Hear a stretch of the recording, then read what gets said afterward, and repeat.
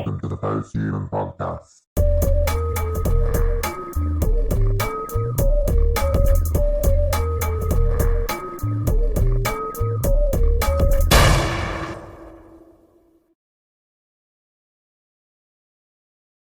Welcome to the Post-Human Podcast. Today's guest, life coach from the Mind Axis, neuro-linguist practitioner, NLP coach, and author of The Visionary.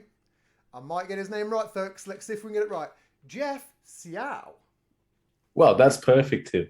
That's on the money. Got it. Yeah, it's absolutely perfect. If it's wrong, and you can tell me after. I'm hoping I got it right. Okay. I mean, I will say that I know I fuck up names all the time. There's previous listeners to my show. And the way I thought about your name was I was like, it kind of sounds like Meow. So what we'll do is we'll replace the M with the S because it's spelt the same. And I was like, we'll pronounce it like that. If it's wrong, I'll fuck it up. If it's right, well, I was right. So welcome to the show. Obviously, I've spoken to a few life coaches. First of all, I love your website. I mean, every life coach seems to have a great website. And yours is definitely up there. So one thing we'll get into talking about first is what got you into life coaching? What was the start? Well, for me, the genesis of life coaching really started when I started to get sober, right? So I used to have a problem for a long time. Like I was a high functioning drug addict and I loved partying a lot, right? So this happens to a lot of people, but I was also doing like the pathway in life. I was going to uni. I finished uni multiple times, got a job, cushy job. It just wasn't for me, like I'm just someone that I have to create stuff. I have to do stuff like, you saying you love my website it means a lot, bro. I made it myself, It's so amazing. It's really good. Yeah, I need skills like that myself. Sorry. Yeah, I love creating and I discovered my passion for basically sharing what I know with the world and actually helping people live their best life. And I really started to discover this stuff. I became sober. And at the time, I had bought a life coaching course many years ago, funnily enough, like 5 years ago. Never did it. And then when I started to get sober and push myself to get sober, I started doing this course and I was like, wow, I really like this stuff. And it really started to flow through me and I started to really get obsessed about it. And for me, when I get obsessed about something, I can work nonstop. So I spent so long building this vision and I understood exactly how it would help people. Helping people, I can only help people who are in the same position that I was in. So completely unfulfilled, just not happy with where they are, especially like in their job or whatever. And I basically took that and turned that into a career. And that's what I do today. I help people who can't stand where they are in life, know where they want to be, but they don't know how to get there. They're struggling. And for me, that's where I come in. And like I gain a lot of happiness from doing that. Well, that's exactly perfect. I mean, there's a lot of tortured souls out there. I mean, again, I used to be on many drugs. I just smoke and drink now, but I'm a high funk. Again, you can kind of throw coffee in there and cigarettes. They're all drugs, really. But I'm a high functioning addict myself. Thrive off it in a way, so I can relate to you a lot. The only difference is I used to do too many things, whereas nowadays it's pretty more chilled out. Just a drink every now and again and a wee smoke. What was it? Just the college sort of party lifestyle that took you down that path in terms of the addictions? Because I know you can go full force with that. No, not really. Not really. It kind of like started when I was a bit younger, when I was like 17. Right, okay. So when I first discovered marijuana, drinking, smoking cigarettes, got into it like, because I finished school at 16. So I started my first year of school of university at 17. And that's when it kind of really flowed. Like my high school friends got into it and then my uni friends too. And it kept going on for longer than it should have. Like I always thought it was going to end, sooner than it did. It took me until I was 24. I'm only 26 now, but it took me. That's about the same as the time I stopped all my heavy stuff was about 24. Yeah, you did. Yeah, Oh, 24, cool. 25. Yeah, it's just like the realization that you're like gonna be on the wrong side of 25. Well, I could be on the wrong side of 30. I'm not. I mean, I look after myself, but when you're younger, you just don't. I mean, my mindset back in the day is I didn't really look after myself. I just completely took everything to its limitations. And, sometimes you don't know where those limitations ever really end. And, like you say, 17, 16 to 24, it's 8 years. It's a strong period of time, you know? Yeah, and you take pride on how hard you can push yourself, especially at that age, right? It's like You the ego can. thing. It's like, man, I can smoke more than you, I can drink more than you, I can drop Yep. more than you, like it's just so stupid, but like I think everyone does it, that age. Yeah, yeah. Well, I mean, you still get people like it now if you're in the wrong circles.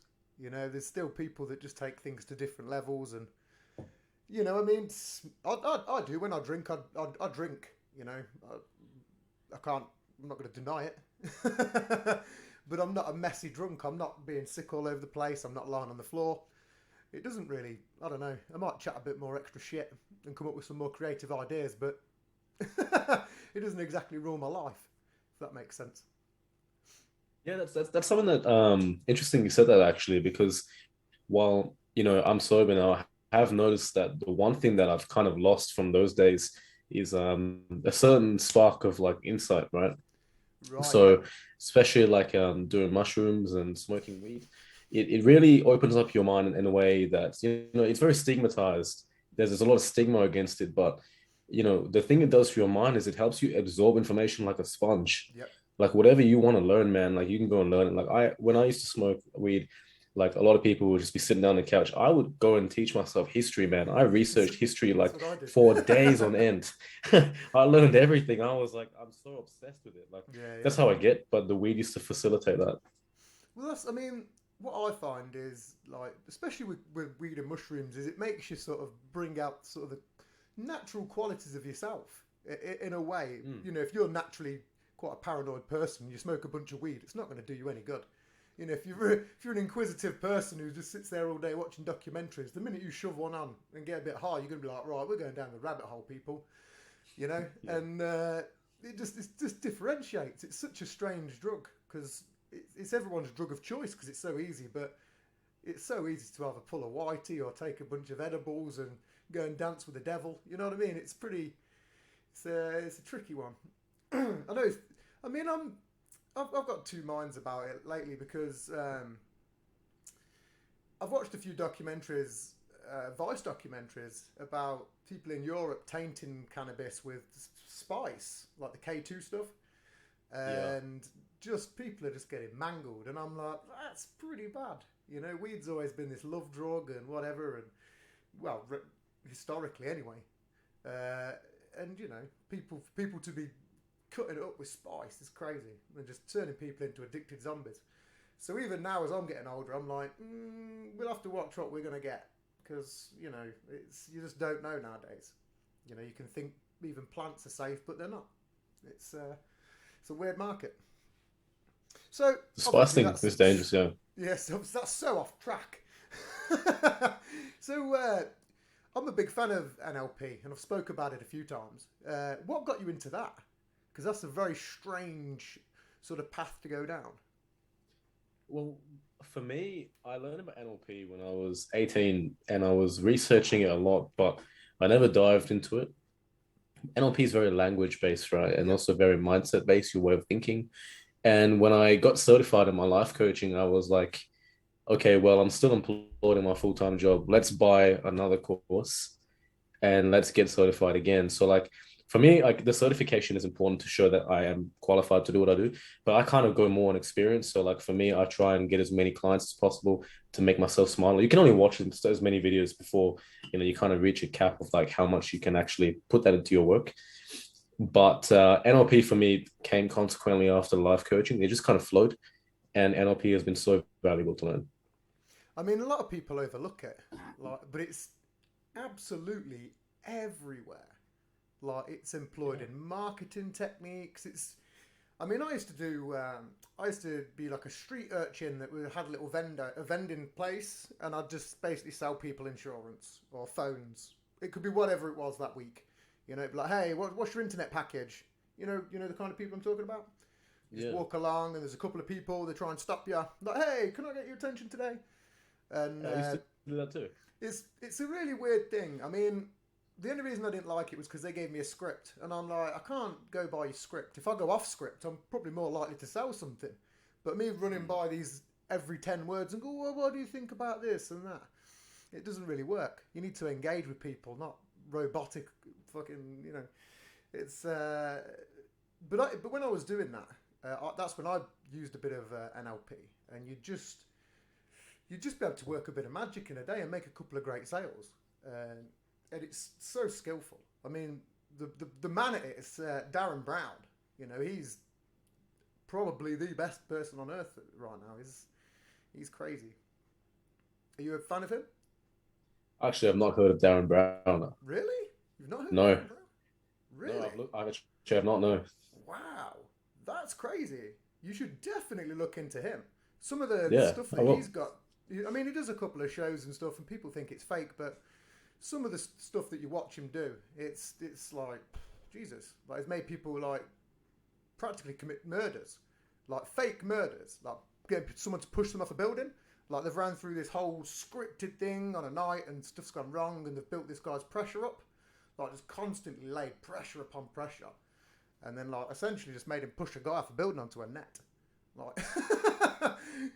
and Is that really using NLP though, Tim? Like, or is that just using like some kind of um, like this, hypnosis method? Because yeah, because I mean, it yeah, worked over. I think it's a bit of both. It worked over several weeks, so he'd like lay out things in shops to like plant certain. seeds. Yeah, that's where it becomes neuro linguistic programming, because like they'd go around a supermarket and it'd give them like a direct route, and someone would say, like, it's very strange. I'd look into it. It is very famous for it, like very very famous.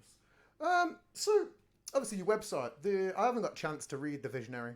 Um, what's that about? The visionary is, well, I'll start off with how I created it. So I wanted to be able to provide anyone that comes to my website or comes to me or anything, any online channel, something that gives them a good flavor of my work. So basically, I put a lot into there, right? Like, The Visionary is a book that helps you realize two things. It's like whether you're happy with where you are or if you're not. Like, if you read that book straight up, you will know if you're happy or if you're not happy. Okay. And then if you're happy, then you may stop reading. If you're not happy, then continue reading, because I've created literally a guide, and it's actually a very thorough guide on how you can get very clear on why it is you're not happy and where you would like to take your life so that you can be more fulfilled. That's the key. But at the end of that book, you will understand what areas of your life you need to work towards. Now, obviously, it's a book, right? So it can't give you any more. Like, my coaching is where it comes in. My coaching is the follow up, Yeah. right? Okay. But if you read that book, you will know that, okay, this is where I want to improve my life. A lot of literally everyone that's read it, and I've been so happy about this, is giving me excellent feedback. Like, I've had a client who's like printed it out and like actually like gone through it as a worksheet, and it makes me happy because like I put a lot into that, man. So I mean, it's I always good to hear apologise. that. I've not had a chance to read it yet. We've been had our asses kicked with 3 back-to-back storms. Um, Yeah, I've heard about unfortunately, it's not been good. Let's put it that way. But as soon as these storms have died down, I plan to give it a big gander. Um, Yeah, sounds good. I haven't done much reading lately, unfortunately. There's been too many documentaries and too many new series coming out, so it's kind of took up a bit of time. I need to get back into reading. Do you do much reading? Yeah, I try to read every day if possible. Who's some of your favourite Like, authors? my favorite author right now is definitely Robert Greene. I love Robert Greene. I love Eckhart Tolle, and I also love like fantasy. So I don't know if you know of Raymond Feist. I don't know who that is. It's Oh, one he's I've not like, heard of. okay, he's built like this most amazing world, right? Like, he's built a world of like 40 books, like literally like 40 like big books, right? And I read it when I was in high school. Like, so I read all his books when I was in high school, and then now I'm like gonna read them again because like I just like it. I enjoy reading. So the reason I find reading really good is because it's compounded learning. Like, for example, when you watch a video, your brain absorbs the information, but it doesn't synthesize it in a way that you can replicate it. Yep. It's kind of just like, oh, I know this fact, right? But if you read it, it actually absorbs and it goes into long-term memory. There's a whole process behind that. So that's why reading's really good, because you remember that for life. If you watch a video, you're most likely to forget it. That's probably why I can remember so many bullshit facts about flat Earth and the lizard people, because there's not many documentaries nowadays, and it's all written text. Uh, are you a fan of J.R.R. Tolkien, like the Lord of the Rings and stuff like Tolkien, that? yes, man, absolutely. The Lord of the Rings is pretty up there for me.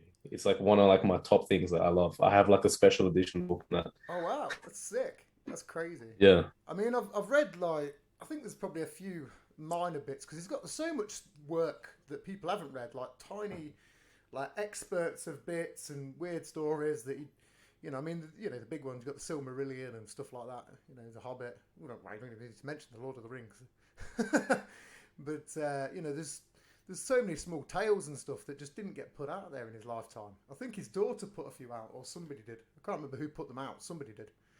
yeah. It's worth reading those. I can't remember what some of them are called. I think they're based in some of the new Amazon series on some of them.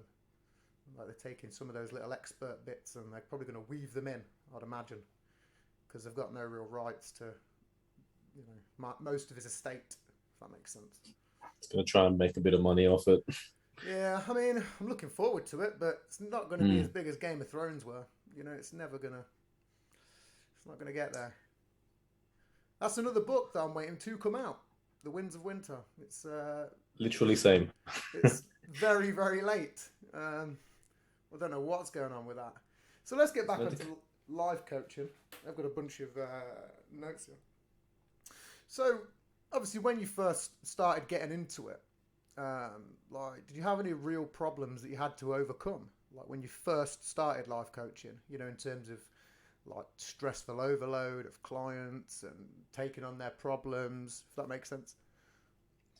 Yeah, the main challenge at the beginning was so I decided to do something really extreme and I quit my full-time job, which was like cushy and nice. I just quit that and moved to Melbourne 3 weeks later from Perth.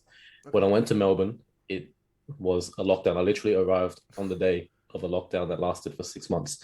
So I got there, and that was the main challenge actually, just like adapting to the fact that I could not be free. So I left Melbourne after 2.5 months. I had enough of this, right? And I managed to squeeze back into Perth. But that was my initial challenge, was like actually like basically just being stuck in isolation, not knowing anyone. Like I didn't know anyone in Melbourne. So it was like me versus me, and I was building this business too. So I had to like really just learn to get in control of my mind, which before I was good at, but not quite as good. Yeah, After yeah. Melbourne, it changed me a lot. That's a good But test though. Life skills and perseverance. To be honest, it's 2 years is a long time to. Did you say you was out there for 2 years? Or no, I was there for 2.5 months. 2.5 months. Sorry, yeah, yeah. I mean, Yeah, even that's an extended period of time, a good period of time to go into lockdown. yeah, it was painful. very tricky. It's a bold move. I mean, it's just a shame that it goes tits up sometimes. That's I life. had I had a bunch of plans before lockdown, but they just can't do anything. You just have to kickstart the gears again, don't you? That's what you can really do. So what about like? Cause, I've spoke to a few life coaches, and it's one of my favourite people to talk to because you get such insight into people. What's been some? I mean, I know you can't go into fucking detail, but what's been some of the hardest things you've had to overcome with clients, like in terms of dealing with them? I mean, because some of it's really tricky. Mm. Well, for me, I think the hardest thing to overcome is definitely really getting myself into their perspective. Like the only way for me to be a good coach is to really get into someone's perspective. And some people don't open up so easily, right? They enter into the coaching, but there are still things that they reserve. And the best way to be a good coach is to get into their mindset and understand how are their challenges, and if I were them, how could I deconstruct it? It's kind of just like something called positioning. And there have definitely been some clients where the major hurdle is where we say goodbye for the week because we have weekly sessions, right? And then the week after comes and nothing has changed. And they haven't done the next steps and they just haven't made the progress. And to me, it's like, okay, it's not so much that they're not doing it because they don't want to, it's that there's a challenge. There's something that's holding them back. And for Yeah, me, I have to really get to the root of that because if you're not making any progress between sessions, then the coaching is not doing its thing. But usually I'm really good at finding it. And what it comes down to, Tim, is fear. It's the fear of change and they overthink it and then they choose not to actually do anything. They choose, it's like the change is too much effort. Yeah, yeah. And once we isolate that, that's when things start to happen because it's like, okay, what's really holding you back? Is it really the coaching, or is it the fact that maybe you fear this, you have the fear of judgment, you doubt yourself? Like, what is it actually? Once we overcome that initial hurdle, bam, it's smooth sailing, and we actually make quick progress after that. Well, I mean, you say the most some of at the start of the show you said that most of the people that you deal with are sort of people that have been like yourself, you know. Mm. Um, so I would imagine that one of the hardest things, especially if it was me, going if I was to come to you now and say, man, I've been on drugs for 10 years. I don't know what it's like to feel like when my mind's sober, and that's a scary thing. Like, because if you've been, I mean, it's been a thing that I've had to deal with personally, where I've been so fucked up for so long. When I'm straight headed, I'm like, whoa, what's going on here? It almost feels like I am high, and I am all fucked up. It's like a weird fucked up reality, Yeah, where I get it's. you. Do you get what I'm saying? It's very Yeah, I get strange. you, man. I It's get you. very strange, and it's. I'd imagine that is probably one of the hardest things that people are frightened of. Is that when they come to you, it's like, man, I don't know what it's going to be like coming out the back end of this. Like, how am I going to think? Like, to be honest, most of the time with me, it's because my brain's thinking a million miles an hour, and I like to personally slow it down. When I'm straight headed, completely straight headed, it's just like lightning bolts are going off in my brain. It's almost like manic shit. So even then, that's why I continue smoking CBD, because it just it chills you out a bit. And but what best advice would you give to someone like that, where they'd come to you and go, hey, I'm a bit fucking worried about feeling sober, feeling like my own thoughts ain't really my own. What would be the best Man, advice?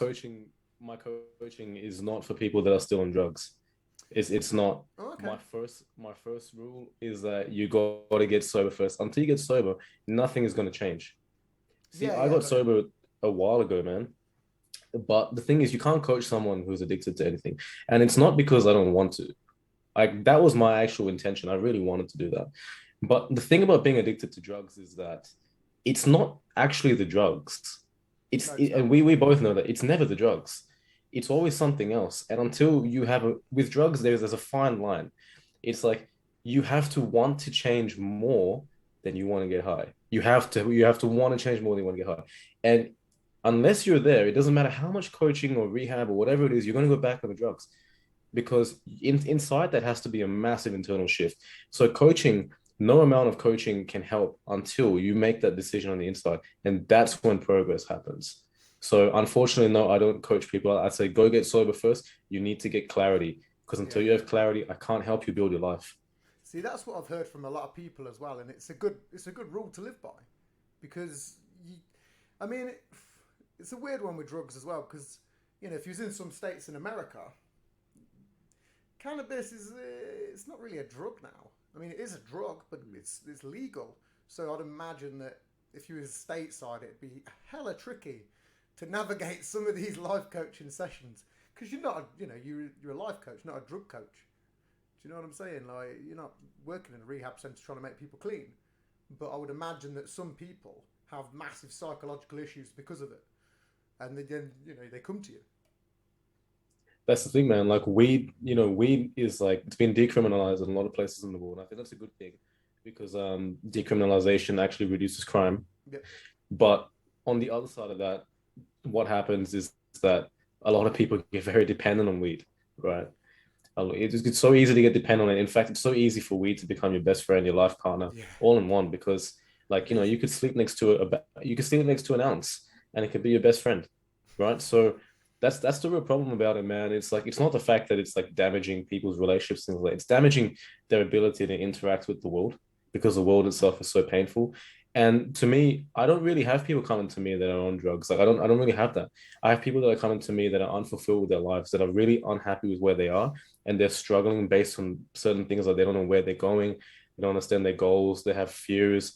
Like it wasn't my intention, I was saying before, to really help people on drugs, but I really thought about it and I was like, well, okay, look, if I was still on drugs, would I be wanting to even give 5 seconds of my time? And the answer was no.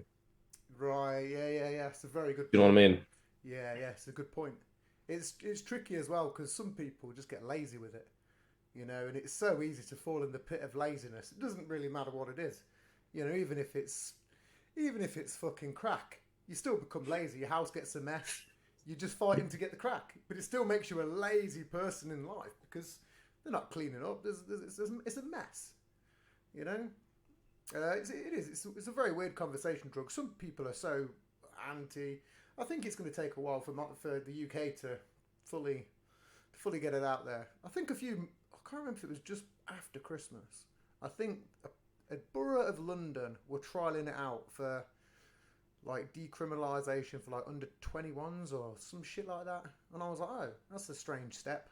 Like just one minor piece of London, and for a certain 21s. for a certain like age limit as well. It was very very bizarre. I was like, they might as well trial it full. I mean, I don't know. They probably just want to. It's like the Wild West in the UK. Sometimes the government can't keep track of half of the shit that's going on, even with all the surveillance. You know. So I'd imagine that they're probably going to trial it in one certain area and go, oh, all right, this was a bad idea. Who knows? I don't know. So when you built your website, what was the process for that? Right, yeah. So before building that website, I actually had been trying to build a website for like 8 years, but I'd always been on drugs. So every time I'd start, I would just, I Turn it into smoke a flash joint, art. smoke a joint, and before you know it, I'm just looking at the Black Plague and how that affected European economy, like some random shit like Black that. Plague. Yeah. Just some. I love history, but No, so I'm big fan.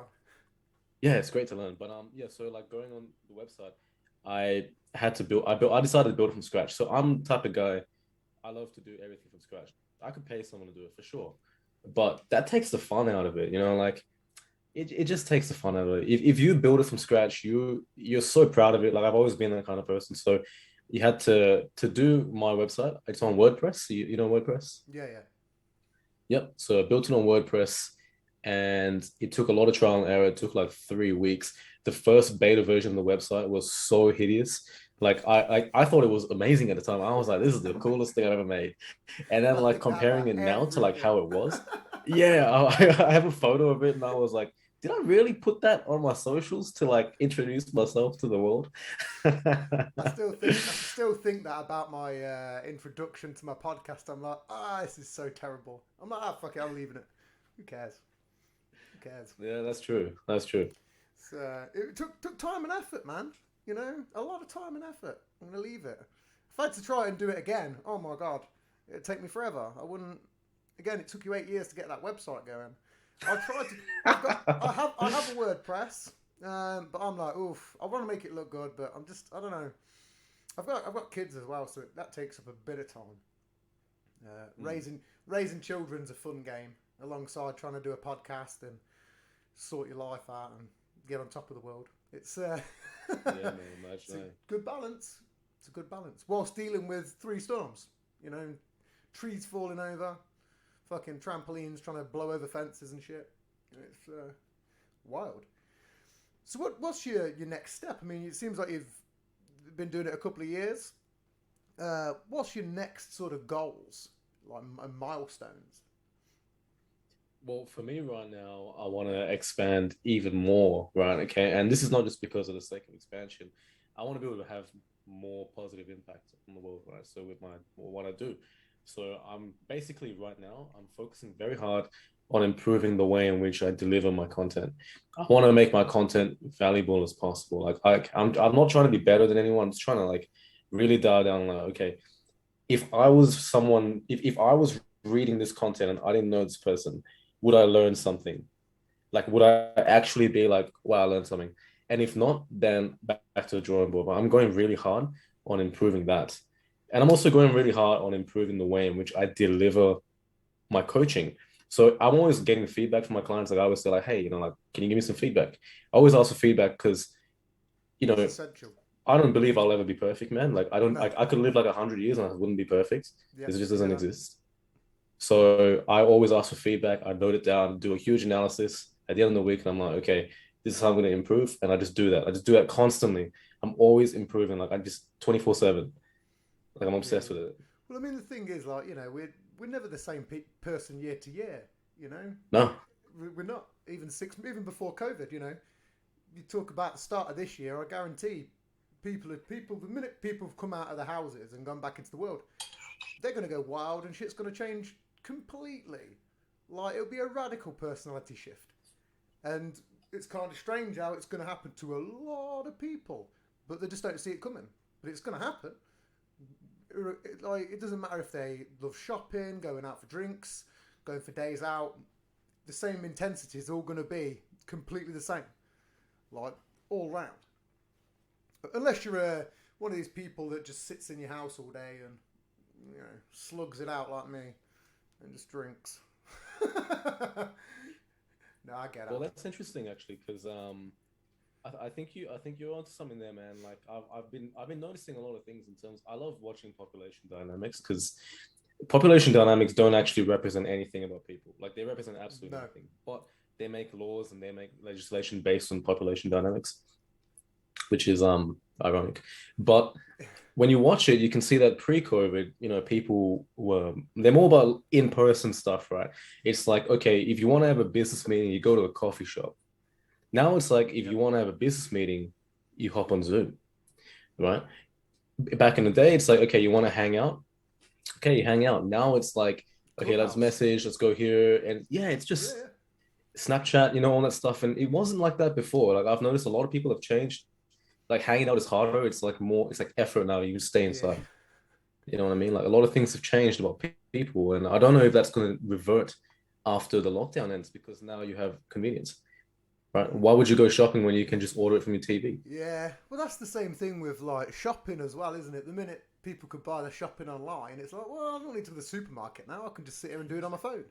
But then Yeah, it's also going to take you probably triple the amount of time to input all your goods on the phone than it is to walk down to the shop, pick them all up manually, and walk home or drive. Transport isn't the point. The time is how long it takes. I mean, I've shopped online and it's took me fucking ages. I'm like, I've got everything on here, and I've now got to look for individual bits, scrolling 20 pages deep, and I'm like, this is all just pasta. What the fuck is going on? I could have just been down that aisle in this time and picked up my 3 bits and gone fuck, you know what I mean? So it is convenience. It almost becomes inconvenience, in a way. It's too much technology.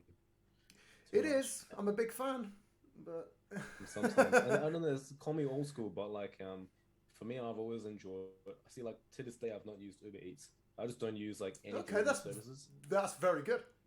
Like I, I'm amazing. I'm I'm a bit of a weird guy. Like I always really enjoy the act. Okay, I feel like if I'm gonna eat something, I need to invest energy to get that food Yeah, agree. because, like, it's just something primal where like Yeah, you're gonna eat a meal, you need to at least input some energy towards it.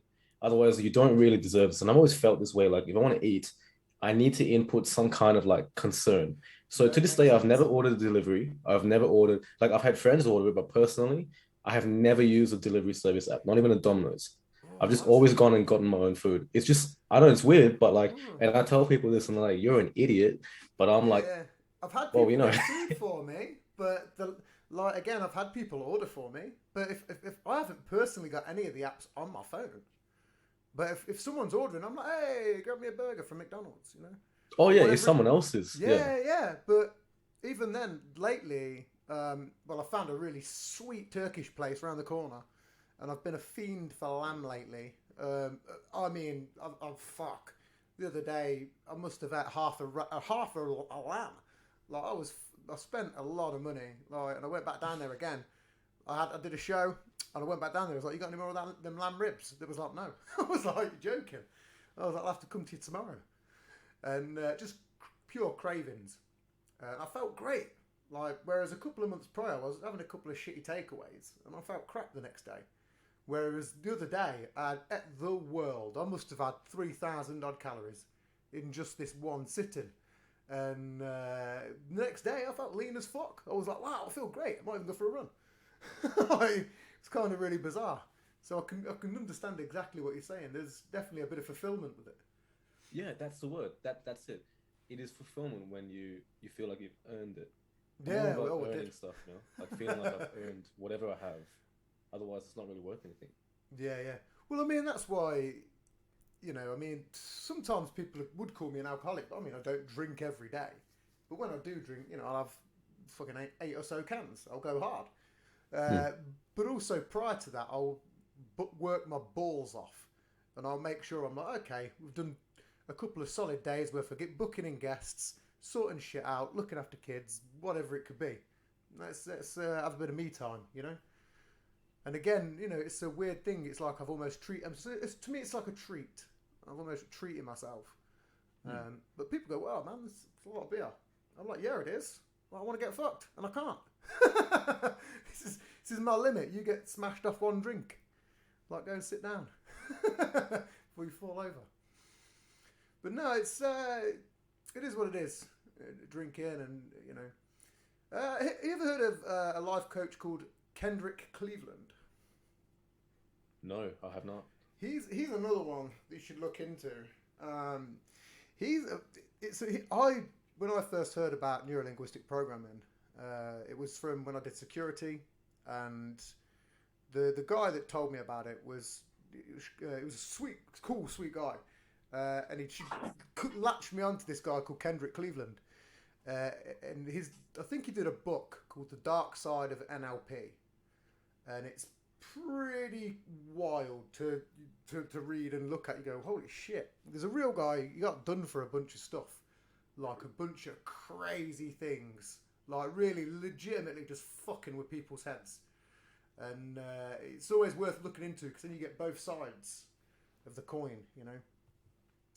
It's I'd definitely look into that. Kendrick Cleveland, I think his name is. American guy. Got it. Check him out. There's a lot of, again, this is where I deep dive into everything.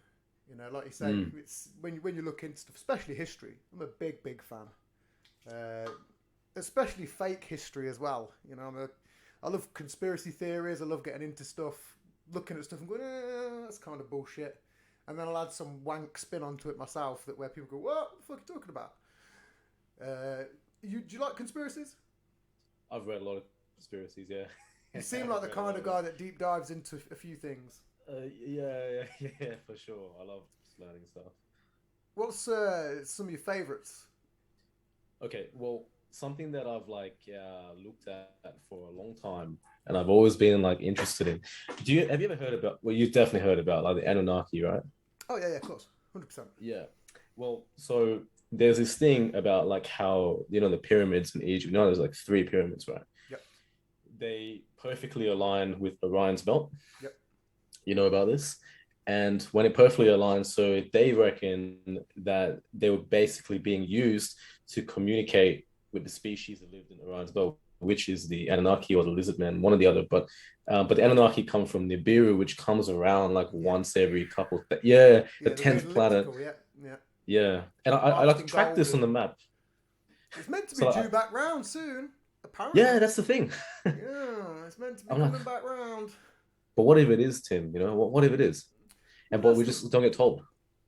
Well, that's where I mean, the thing is, this is why I love history, because when I was growing up in school, I got taught a bit, and the only things that I was really interested in was geography and history. That was it.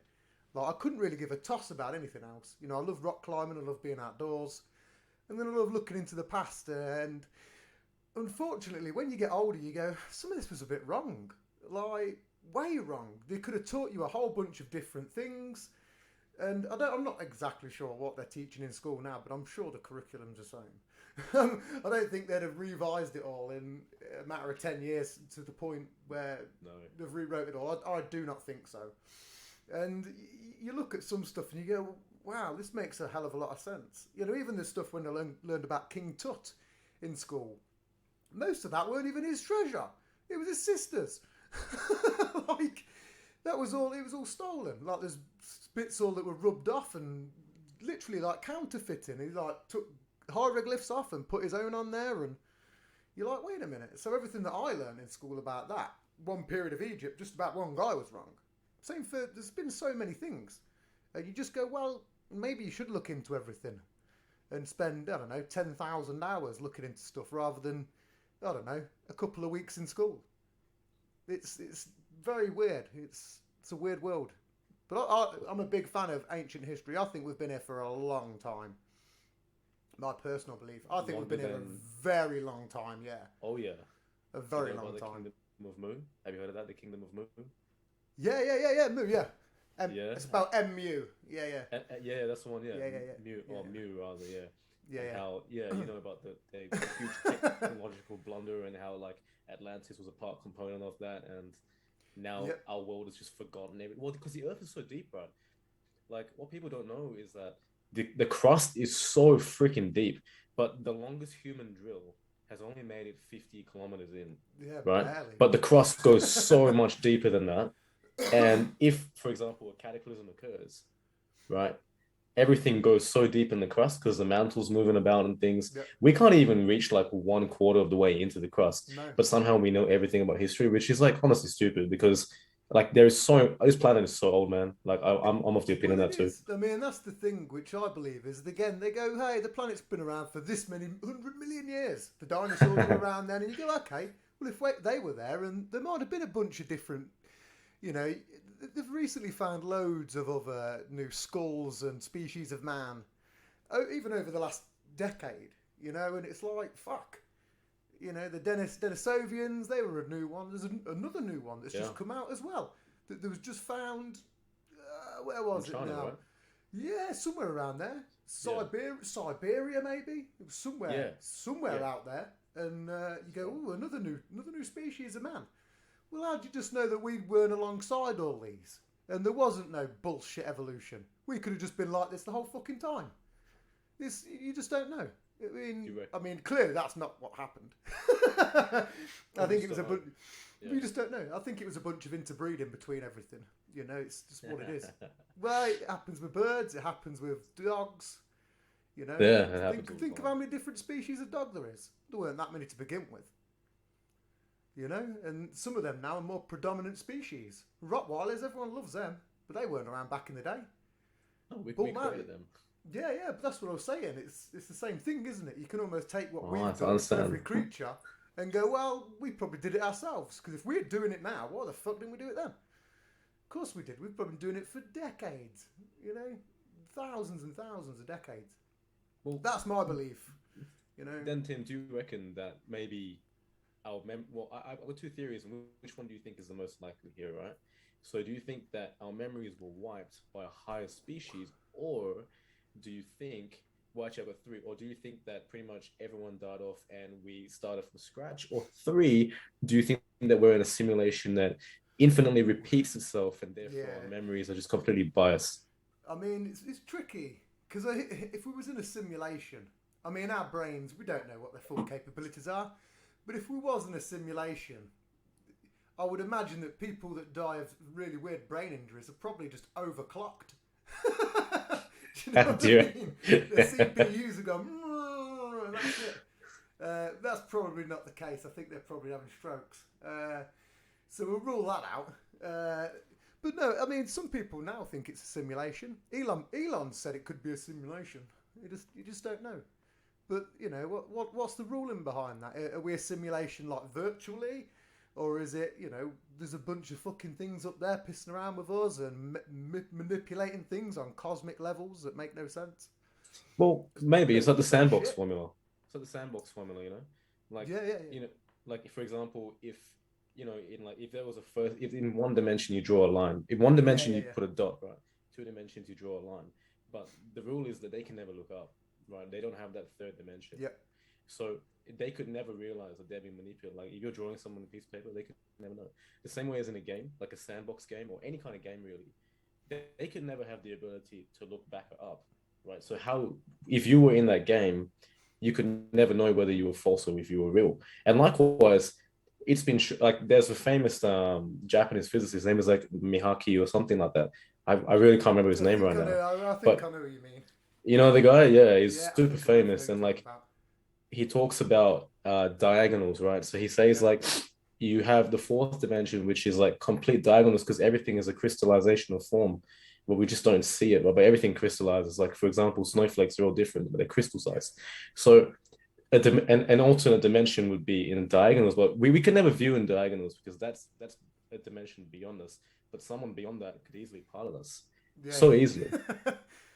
it It's could so influence strange. forces like winds and like different laws of physics. In fact, physics itself, like what is physics, an interplay between different things in nature, right, Well, that we observe. well, this is something else, even in school. I mean, I wasn't a big science fucking fan. I knew little bits, and I'm not stupid, but even some Mm. of that's been rewritten lately, and you go, what are we teaching? What are we learning? You know, it's Exactly, what do we learn? like for real. It's almost a waste of time. It's like a bunch of pre-programmed shit for almost for you to de-encrypt by the time you become a real adult. You know, that's almost Yeah, like man. what it is. It's like it's kind of crazy. It's like I don't know. I got weird views on stuff. I view the word view the world strange, and I think that we was definitely around with the dinosaurs and fighting them. I think that a lot of stuff in history, like Greek history and Greek myths, happened. I think there's a lot of it is just it's just different. It's just spin on a tail, isn't it? You know. I think a lot of wacky shit's happened in the world. It's just we've been around for that long. We're not going to remember everything. It's impossible. We're not even if hereditary. We could pass on our memories, person to person to person, and collectively build them up over the years. It'd be impossible. You'd crumble under your own fucking brain. I think that's what happens maybe it is. Maybe every couple of thousand years we need a wipe. Otherwise, we just fuck up and shit goes wild and we start getting crazy. I Yeah, don't know. we'll It's you start just global warming every couple thousand years and then they wipe us.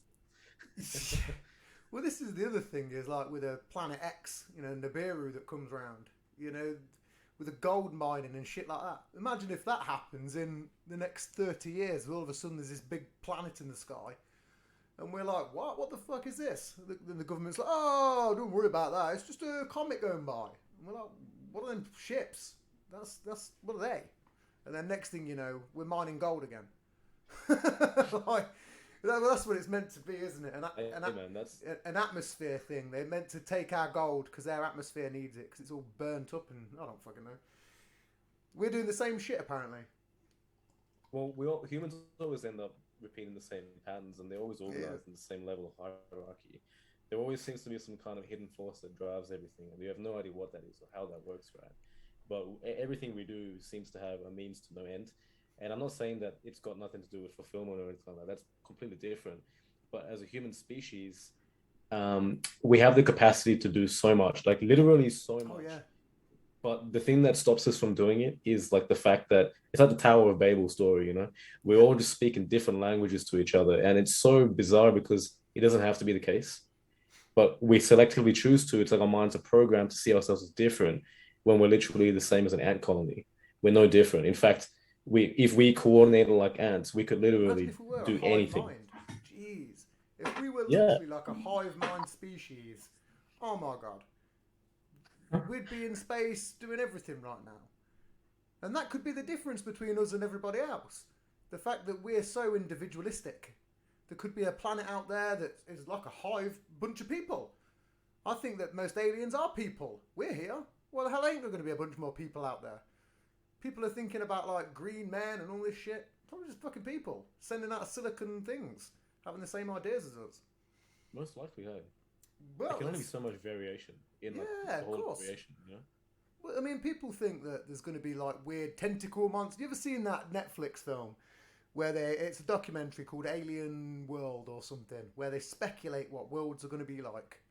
And some of it's crazy. There's weird creatures where things fall out of their belly and then they float down like fucking dandelions and shit. I'm like, where are they getting this wacky fucking stuff from? Like, this is wild. I could have wrote that better. Like, there's literally this weird creatures on there that are just like they replicate birds from this planet, but they're blue and do this other weird shit, like a torpedo down and fucking destroy all these things. What the fuck? What about the ocean, man? Like how Well, weird this is is some of the stuff we find in the ocean? well, this is the other thing as well. Is I think there's some shit down there. You know, who knows? Like, That's there's a the thing, bunch. eh? The more you learn, the more you realize you just don't know anything.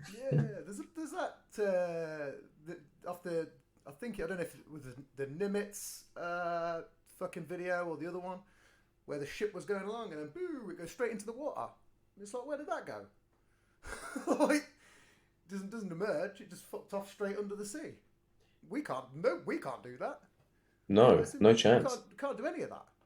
And the fact that it just buggers off into the sea, well, where's it going? What's it going to do down there? Surely, if you're going to get off the planet, you're going up. You're not going down. It's a very weird way of thinking. I don't know. I mean, I can't get into the mind of an alien. How would they, But what would be the reasoning to go down? Because if you go into that water, there's a lot of submarines, there's a lot of underwater crafts that would still pick you up. You're probably more vulnerable underwater, I'd imagine. Don't know. Unless there's the portal. There's the portal that goes somewhere Yeah, else. well, that's the other thing, isn't it? What they say, we're a fucking Stargate and, some fucking Kubrick shit going on. It's, you just don't know. I love just looking into it, though. What's one of my questions that I did have, which I'm going to segue into, is if you could be any famous person in history, who would you be? Like, who could you choose? I mean, you could pick someone from modern day, any time period. Oh yeah, I know, man. I'd be Alexander the Great. It's a good choice. It's a very good choice. 100%. I was obsessed about learning about his path through history, not because I want to replicate it, but just because, like, man, nowhere else in history has anybody ever done that quickly. No. I mean, Genghis conqueror. Khan did it, but it took him a little bit longer.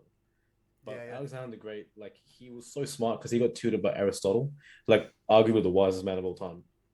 And the political climate in that area throughout, like, that whole region of, like, throughout, like, well, they didn't used to call it Greece back then. They used to call it Macedonia. So throughout Macedonia and Turkey and things like that, right? It was all really unstable. It was all fractured, different, what do you call it? Fractured countries or states, whatever it is, right? That's it, yeah, fractured territories. So they all had weak leaders. It was a time of weak leadership.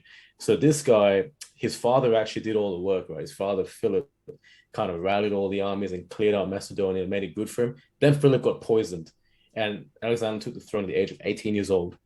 And he literally was like, okay, everyone else is weak. Let's go and take all this land. And he literally expanded the empire all the way to India and all the way to the bottom of Egypt. It was insane. It's like history has never seen that before in the span of 10 years. And like, yeah, that's why I would be Alexander the Great, because it's just so like, it's unfortunately he died because he was a very good leader. They used to talk. I was reading a lot about his acts and what he did, and he would take over certain areas, but he would always let them be self-governed. That's why he was successful. Yeah. That's exactly what I was going to get to as well. He was a strange ruler as well, because there was certain principles that he'd lived by that were like really unheard of at the time. Like I said, taking over an area and go, well, I've took it, but keep governing. I still own you. Like, yeah. And it's a very, very strange. Like, I mean, it's definitely one of the people to look into in history. I know that I'm a big fan of boxing and Mike Tyson, and Mike Tyson's a big fan of Alexander the Great. Like whenever he's been on podcasts, talks about him, and you're like, wow, it's a very strange combination to see one of the greatest boxers in the world reading and historically looking at fucking conquerors and then becoming, the best boxer in the world. Do you know what I mean? There's a weird takeaway from that where you go, well, because conquerors have nothing to do with conquering. Like history. I don't know, that sounds really weird, right? But history is like really painted towards a certain picture. Like, what they say, the victor writes history. Okay, right. But conquerors never set out to conquer. They set out to create change, because they see that the world is in a state that is not acceptable. Like, for example, when Alexander the Great did that, that whole region was not being productive. They were warring and they were fighting. There was no peace, right? And I'm not saying that when he went across this area, he created peace, but also, as history has shown, to create peace, first of all, you've got to kill off everyone who's creating the chaos, right? That's a history, True. So conquerors always seek change. They don't seek to conquer and control and dominate. I mean, some do, like tyrants, like Nero do, but Nero already inherited an empire. Fucking bastard, he was. He was a piece of shit. Honestly, he was. Piece of shit. Like, no joke. For those people out there that want to look into ridiculous tyrants, check out Nero from way back in the Roman days. He was. The Romans is always a fascinating one. Yeah. Because one of the things that I like about history is when they don't even think that the Romans built a lot of that. They think that they settled there Because there's a lot of places where they keep finding these big old blocks that are, you know, same in Egypt, same in Syria, Turkey, you name it, all over the globe. These massive stones that are ridiculous to move. You know, you're talking 400 tons or some fucking stupid number. And, you know, when you look back over a couple of 100 years or 1,000 years, like the building structures are different, and we go from these big stones to these smaller, little shittier ones. And there's a lot of talk, and this is where I believe in a lot of myths are true, that, you know, to move a stone like that, you've got to be pretty big. It doesn't matter how many men you get behind it. There's no way you're going to move it up a mountain with even 1,000 people. And I think that, you know, there's a lot of people over the times where people have resettled. I think that, you know, like I said, during the great big apocalypse, Younger Dryas period, where we got, well, I think there was a lot of shit going on before then, and unfortunately there was a big wipeout. And apparently Rome is also one of those. They've noticed that, you know, some of the big blocks, like, well, how did they get them there? And they've come from Egypt. And like, it's a big fucking stone to travel all that way, you know. Maybe elephants. Maybe. Hard though. Maybe. You'd have to have a lot of elephants. It's a lot of Yeah. work. I mean, there's like, you know, where you can just put like trees on the ground and roll them over, but it's a lot of work up a mountain. over some peaks. What are they called, those blocks? They're called no, I don't know what they're called. No, there's a really specific name for them. Yeah, Again, I'm a big fan of like Graham Hancock and people. Have you heard of Graham Hancock? No, dude.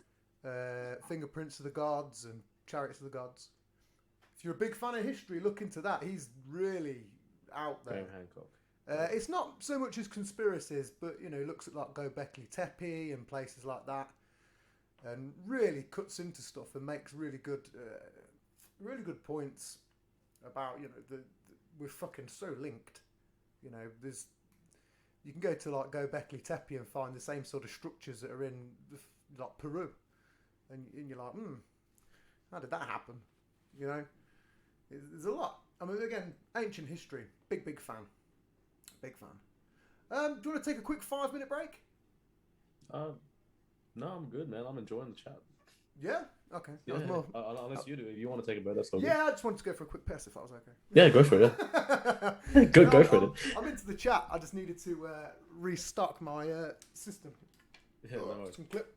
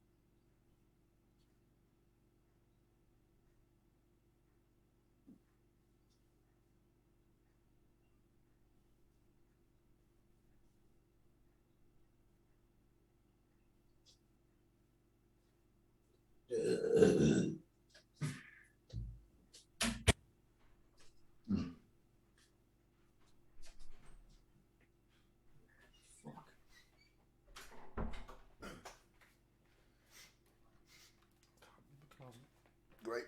Oh,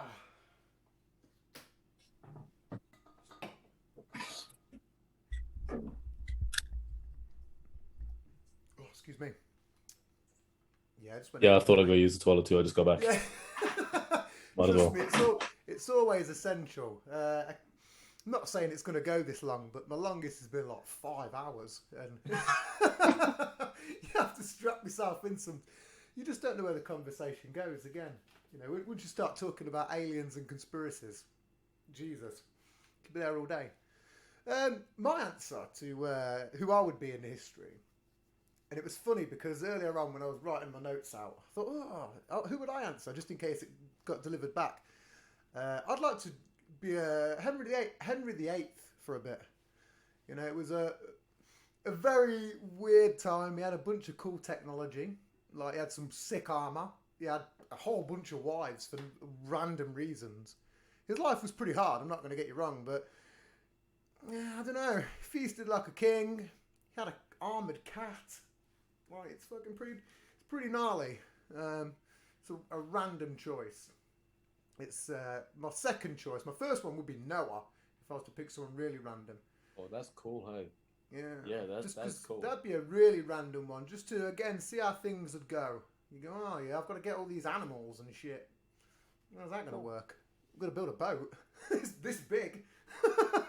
You know, that's really interesting because, you know, like when you talk about Noah, right? Like, so Noah is like a massive part of like certain religions, right? Like, he's very, very important figure. And according to Noah, right, in the story, didn't everyone die apart from Noah and his family? And his wife, yeah, and his family. Do you know what I mean? Like, they all died, everything.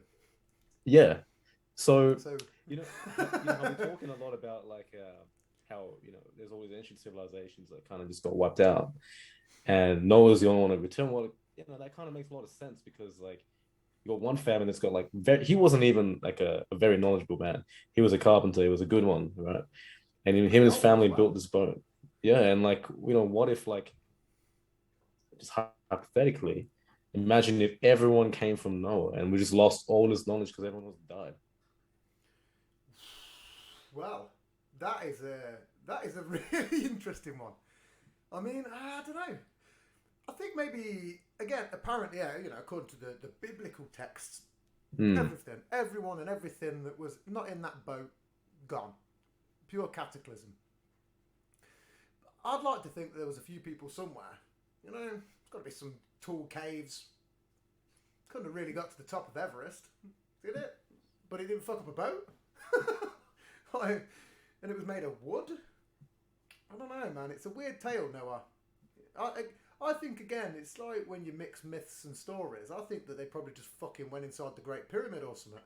They was like, hey, come on in. Nothing's attacking this. It's perfect. It probably weren't even a boat. It's probably just like you know, like a metaphor. Like a boat. Yeah, we'll take the boat. We'll do whatever. We'll survive. Travel on to the next time. That's the thing. All of it's a metaphor, right? So Yeah. everything is a metaphor to a sense, like in those stories, because it's a story, right? There's no like no one's ever found Noah's boat. Like they say they have, but they have not actually. You know. So Ancient aliens, they claim to have found it a few times. the hell did the boat exist? Like the boat would just have degraded, right? Like nothing. the boat was perfectly fossilized in crystal, you know, like the Avatar. Like Yeah. Yeah. Have you ever seen the? There's a lot of people that have like captured really random looking trees and rocks that look like petrified snakes and big serpents. Have you ever seen some of those? I've heard about like people having pareidolia where they think that they're seeing that in certain objects, like they express humanity onto like certain objects. Yeah. Yeah, so that's something I've only briefly heard of. I know about it, but I didn't know the name of it. But I mean, like, in terms of a picture, and then the people are like, oh, yeah, that's totally a big snake. And it's like, you know, all the rocks look like scales, like just from some natural formation. Like, I don't know, a bunch of shitty fucking rain probably comes sideways for 100 years or something to create some sort of weird scale pattern. But, And we're just like, oh, that's a snake. yeah, that's a giant snake. Well, There's so many with them. There's like a big rock formation that's meant to have been the giant tree of life. oh, Yggdrasil. Yeah, I'm a big yeah. fan of Yggdrasil, yeah. Yeah, I mean, I'm a big fan of any, even Old Norse stuff. Big fan. Again, anything that's mythology, love it. It's just great. I mean, I could talk all day about it, especially when it revolves back around to history. But yeah, Henry VIII, He was a character. He's definitely one that I would pick. What would be your second choice? Second choice, Marco Polo. Oh, okay, that's a very bizarre one. Marco Polo, something okay, like Hmm. for me, I've always wanted, like, I don't know what it is, I've always wanted to travel the Silk Road. Like, Yeah. call it like past life or call it, I don't know, man. Like, it's just like, I want to travel. I know it doesn't exist in that format anymore, but man, can you just imagine going from like Venice and like leaving this town and going for like 2 years and ending up in Kublai Khan's court and like just, man, oh my God, what a journey. Like, that would be incredible. Just even thinking about it, like, The thing that fascinates me with that is how heavily guarded the secrets of silk weaving was over there. yeah. Like heavily guarded secrets. Like where again they show it nowadays where they get the caterpillars and they fucking boil them up and string the fucking shit out and whatever. It's kind of fucked up. It is Silkworms. silkworm, sorry, yeah. And they just pull them out and whatever. But imagine way back when, just coming across that, and then all of a sudden you've created an absolute empire to the point where everyone's like, "How the fuck are they doing this?" And it just turns out they're just boiling a bunch of grubs. Like, it's the most simplistic thing ever. But hey, created a dynasty and an empire. It's strange, isn't it? You know. Yeah, it is. It's funny how like certain commodities are so highly valued. So valuable, yeah.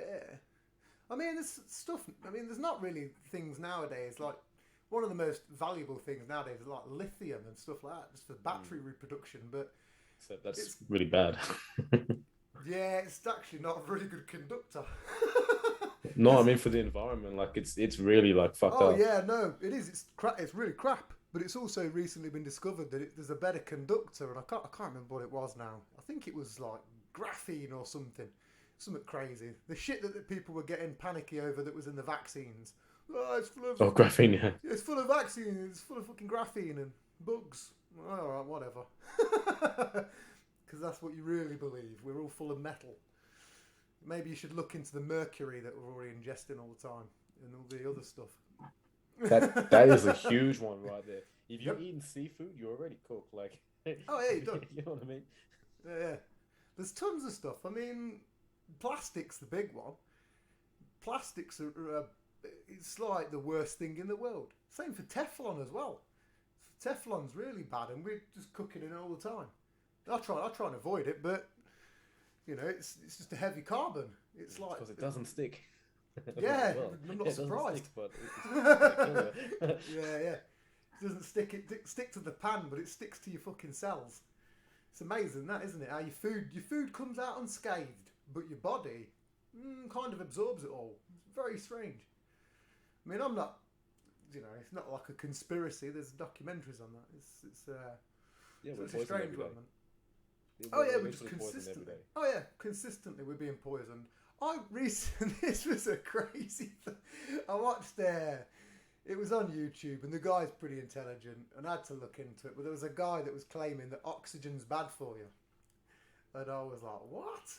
I was like, Oh, come yeah. on, how does this work? And I looked into it, and I was like, holy shit! He's Like right. we're oxidizing our bodies all the time. Like Yeah. we breathe it in, and it's slowly killing us. It's How? it's kind of cooked. It is. It's fucked up. Yeah. I don't believe that. I tell people that all the time. I'm like, you know, you shouldn't be breathing right now because you can kill yourself. They're like, what? I'm like, yeah, all that oxygen you're taking in, you want to calm it down. Like, you're fucking yourself up, man. Breathe out some more carbon. Get it all out. It's just wild, man. It's so, like, even then, what you learn in school, what you learn now. Like, imagine telling that to a kid now in school. Like, hey, you can't breathe, man, because it's bad for you. It's slowly actually oxidising your cells. Like, what the fuck are you talking about, man? Like, this is what we breathe on Earth. Carbon-based life forms. We breathe in oxygen, breathe out carbon. That's what we do. I actually kind of miss, like, don't get me wrong, I love knowing all this stuff, but I kind of miss the ignorance, you know. Being stupid. Honestly, it wasn't bad. Like, I remember being 16 and just being Yeah. dumb as hell, and all I knew Dumb as was fuck. like, I mean, like, all I knew was like, I need to get through school, hang out with my friends, and this was life, man. Like, nothing Yeah, I else do miss mattered, it. you know? Yeah. Now I mean, it's like, that's shit. Yeah, it's why I tend to try and not look into so many things. But I don't know. It's stupid because some of it you can fact check and it's wrong, but some of it you can fact check and it's right. But I'd like Mm. my kids to have the actual real knowledge rather than the bollocks. You know, I'm not going to go, hey, the Earth's flat, kids. Let's go and see if we can get to the end. But I'll go, hey, there's a bunch of people out there that believe the world's flat. And even religious texts believe the world's flat. You know, or we're in some sort of weird fucking. What's the word now? It's like a bowl, like a fucking thing. I Oh, don't know. okay, like a hemisphere kind of thing. Yeah, yeah, Yeah, like yeah, this, like yeah. like a firmament thing, like a weird, like, you know, you have to sort of go, well, it's bullshit, but some people believe that. You know? It's so strange. It's life, man. It's very strange. So let's get back off conspiracies for 5 minutes before we fry our brains and we'll lose the mind. What is the mind axis method? Obviously, going back to your website, going back onto the real topic. Your method is called the mind axis method. What is Mm. it? The Mind Axis method involves 5 coaching programs that I have designed alongside ongoing strategy sessions, which is basically just like ongoing support, where at the end of all of my courses, you will have an outcome, right? And I don't say like it's a guarantee because anyone that guarantees anything in coaching is kind of full of shit, right? But like you will have an outcome of where you will have learned something, right? So the first course is called the Purpose Insight. That's to really help you get clear on where it is you want to go in life and what's going to make you fulfilled. And you'll know how to get there. You'll have a strategy and action plan. I mean, I can't make you do it, but like at the end of the day, if you know what you want and you know what you need to do, it relies upon you to make those steps. So the Purpose Insight gets you really clear and gives you a strategy. And Yeah, overcoming fears. That's a big thing. We look very deep into what holds you back on the inside. The next one is the limiting beliefs. So basically, what that does is it's called the beliefs breakthrough, rather. And what it does is it helps you get really clear on what it is that's holding you back. And we use NLP for this to get really clear in the mind upon, okay, what about your thought structures actually create self sabotage? And that's the beliefs breakthrough, and that's a different outcome too. At the end, you say you've already got a vision, but you're just not sure why you can never make any steps to achieve it. We're going to get clear on what's holding you back and create a strategy to help you get there. The next one is called the confidence creator. And that speaks for itself. That's about helping you to actually believe in yourself. That's very important. Like majority of people don't realize like you can make any goal, but if you don't believe in yourself, like you're not getting there. Like you need to believe that you can actually make yep, those steps. you do. And then there's the mindset maximizer. That's where my whole NLP stuff comes in, man. Like I use a lot of NLP in that. It's about helping people understand their thinking and rewire their subconscious mind to actually help them go and achieve what they want. And all of these come with like goal setting strategies. And finally is the goal setter. That's about actually helping you say you know what you want to do. We create the strategy together, go through it, and help you remain accountable to the end. And that's the Mind Axis method, the method that I've designed to basically help people achieve these 5 objectives. And how they're going to do it is with a set of coaching sessions and with a whole library of resources that I built. I built heaps. So like you just get heaps of stuff basically, like online Yeah, resources, books. Like I just like pack the hell out of this because I just want people to feel supported and to actually feel like they're buying something that's going to give them value. I want you to feel like you're getting value. I don't want you to feel like, man, I should have like done something else or whatever. It's like, no, I want you to feel like this is an investment in your growth. That's yeah, so yeah. important for me, I mean, really. it's a very tricky thing as well because again, you know, it takes a lot of self-applying. You know, they could buy it and be totally fully committed for the first, I don't know, several weeks, but then something could take them off track, and then they go, wow, fucking hell, this fucked me up, didn't it? And it is tricky, but that's the person, like that's them. That's not me. Mm. You know No, what I no, mean? no, but it You know is my that. responsibility. Yeah, yeah. Well, yeah. But you're not a puppeteer. You No, know what I mean? absolutely not. It's very very tricky. You know, if they're a puppet, you're not the puppeteer. You're just the person who maybe gives a bit of screen direction. Yeah, yeah, exactly. Yeah, I'm kind of like Uh, the guy that show you the maybe way, but I can't make you do anything, you no, know? no, you don't pull any of the strings. Let's. Are you a fan of like Marvel? Again, you seem to be a fan of like fantasy stuff and Lord of the Rings. You a big Marvel fan? Actually, not really. Hey, Ooh. I find their fantasy to be very shallow. I Oh, feel like okay. okay, like I know this may be a very unpopular opinion, right? Oh, it will But be. I didn't enjoy any of the Avengers. I didn't enjoy any of it. Hmm. I thought it was so, I thought it was Okay. so shallow in the way in which, like, okay, like you know, movies Yeah. where you know the outcome. Like, Yeah. for I can get you. example, Yeah. Yeah. I knew the whole time throughout all of this that what the outcome was going to be, the hero was going They're to gonna win. win. Yeah, They're gonna win. exactly. Like, where's the excitement? But then you compare that to the Dark Knight, right? When you watch like the Christopher Nolan trilogy, like man, like that God one, you damn. don't even know, dude. Like Everyone against lost. Bane, I thought Bane was clocked, man. I thought he was done. You know what I mean? Like that's the stuff I live for. I live for like things that I can't understand. Like I actually have to process it. But with Marvel, you don't have to think about it. It's like, okay, like you know this is gonna happen. And that's just me, I guess. I like things like No, that makes Inception, it The makes Dark more Knight. sense. DC have got it a lot more down lately. I will admit I am a big Marvel fan, but there are points where you know, okay, they're just gonna win. Yeah. Like they're just gonna win again. The only thing that spoiler alert, is that fucking Tony Stark died, but they're gonna bring him back. Tom Cruise is meant to be fucking reprising the role. As, Seriously. Wow. yeah, he was the original person that was gonna pick. He was meant to be the original Iron Man, That would and then Downey suck, Jr. got man. it. Robert I Downey don't Jr. know. I is believe it. Have we you did? actually? Yeah, Tom. People really just don't realize Tom Cruise is a very good actor, but people just knock him because of all the Scientology bullshit, and just because Oh, he's like, "Hey, we're on Mission Impossible 8."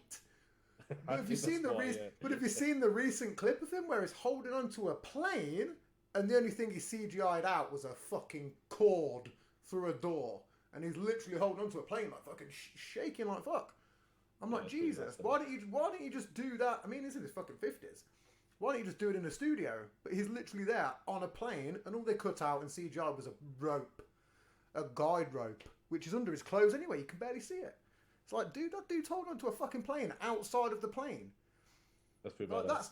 that's nuts. You can't knock that. He's one of the best actors in the world, I think. You ever seen him in? It's a very strange role. You ever seen him in Tropic Thunder? Yes, yeah, But of course. that is acting. I mean, a lot of people gonna give that film some flack, but it's one of the fucking funniest films ever. Absolutely. Everybody acts in it. It's acting 101. Such a Everybody good film. acts. People are like, oh, it's racist. No, it isn't. It's acting, man. There's a lot of shit. Listen, it's not. Get out of town. Robert Everyone's Downey Jr. okay was with it. so good in that. It was amazing. Oh my god. Oh my god. So good. It's one of the. But that again, not even Downey Jr. was in that as well. But yeah, Tom Cruise's role, where he's the fucking bald guy with the big fat hands. He's got these big sausage fingers and he's going nuts. Yeah, it was That Les. It is was called Les. Les Grossman. Les Grossman. Like that is that. People go, who's the best actor? People go, oh well. People go, well, Chris Hemsworth, The Rock. They don't act. They're just fucking themselves. That's You so want to look true, at hey. real actors. Real actors. Do you know who's another good one? It's a really bad one. Is Kevin Spacey. That No, dude he's a good actor. can act.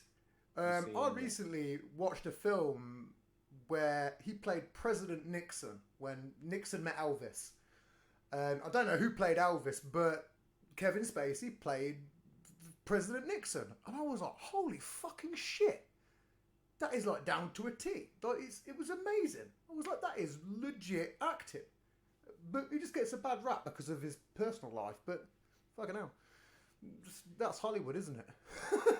Yeah, what did Like- Spacey do again? Like, he did something really bad. I can't remember. Well, I think it was something to do with young men, but there was over the age. Oh, yeah. I think he gave a little grope to somebody in a bathroom or some shit in a nightclub. But what the fuck's that? That happened. I used to go out all the time, and I'd walk into a bathroom and some guy grabbed my dick. I'm like, what the fuck's going on? I'm not me tooing them now. Jesus Christ! I just go, oh, fucking it happened. Did happen. Right, whatever. Really did. It's I mean, I'm not saying that the people that weren't experienced by the Me Too movement, probably some of them have a lot of legs to stand on, but a lot of people jumped on the bandwagon with that shit, man. Just wanted a simple payout. And again, the thing with Kevin Spacey, man, is the only reason that I defend him is because I wanted to get to see the end of House of Cards. Yeah, that was a good show. He got a real cut. good one. It was amazing, and it got cut. Yeah. I was like, "Fuck!" It was so good. I want the ending to come back. We need I to want that guy to be uncancel. president. Oh my god! Even then, his acting in it was amazing. Do you know what I'd always love is when he'd just cut off to the camera and just blatantly talk to you, like the audience, about what's going on, the levels and stuff. And that's when you know that you're like, and again, he'd just cut back off to the scene, and everyone else behind the scenes like unaware. You're like, man, that's a cool, like, kept breaking the fourth wall all the time, and That's the saying. Yeah, that's awesome.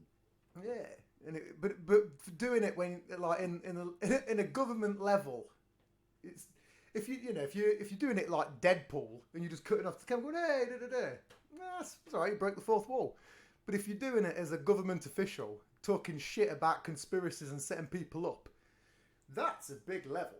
You know, even if it's fake, you're like, holy shit, this person's talking to us about what he's going to do, and then he goes and does it to a T. He becomes the fucking president. Such a great series, man. They need to bring that back. Hashtag uncancel fucking Kevin Spacey. Yeah, he can't get hired anymore. Well, what do you mean? Oh, yeah, he can't get hired. I thought you said he can't get hard anymore. I I was like, what? How'd you know? I was like, how'd you know that? That's literally what I heard. I was like, what? Yeah, Really? no, Where'd you read that? Once he get cancelled now, look at the Joe Rogan stuff right now. You know, like Rogan's getting cancelled hard, but they can't cancel Rogan. They can't It's cancel. not happening. Everyone loves not Rogan. happening. Like you have to be nuts to hate Yeah, Rogan. yeah. Right? I'm a big fan. Big fan. Yeah, it's amazing. It's half of the reason I started podcasting. I listened to some of his shows, and I was like, oh, I can do this. Why not? Like, literally anybody can do it. They knew, not anybody. You know, you've still got to have a good, decent mindset. Anybody can, but, you know. You got to want to learn as well. Yeah, I'm not gonna watch some crackhead smoke for 2 hours straight. But that would be a great show. If he was just going, oh, this is amazing.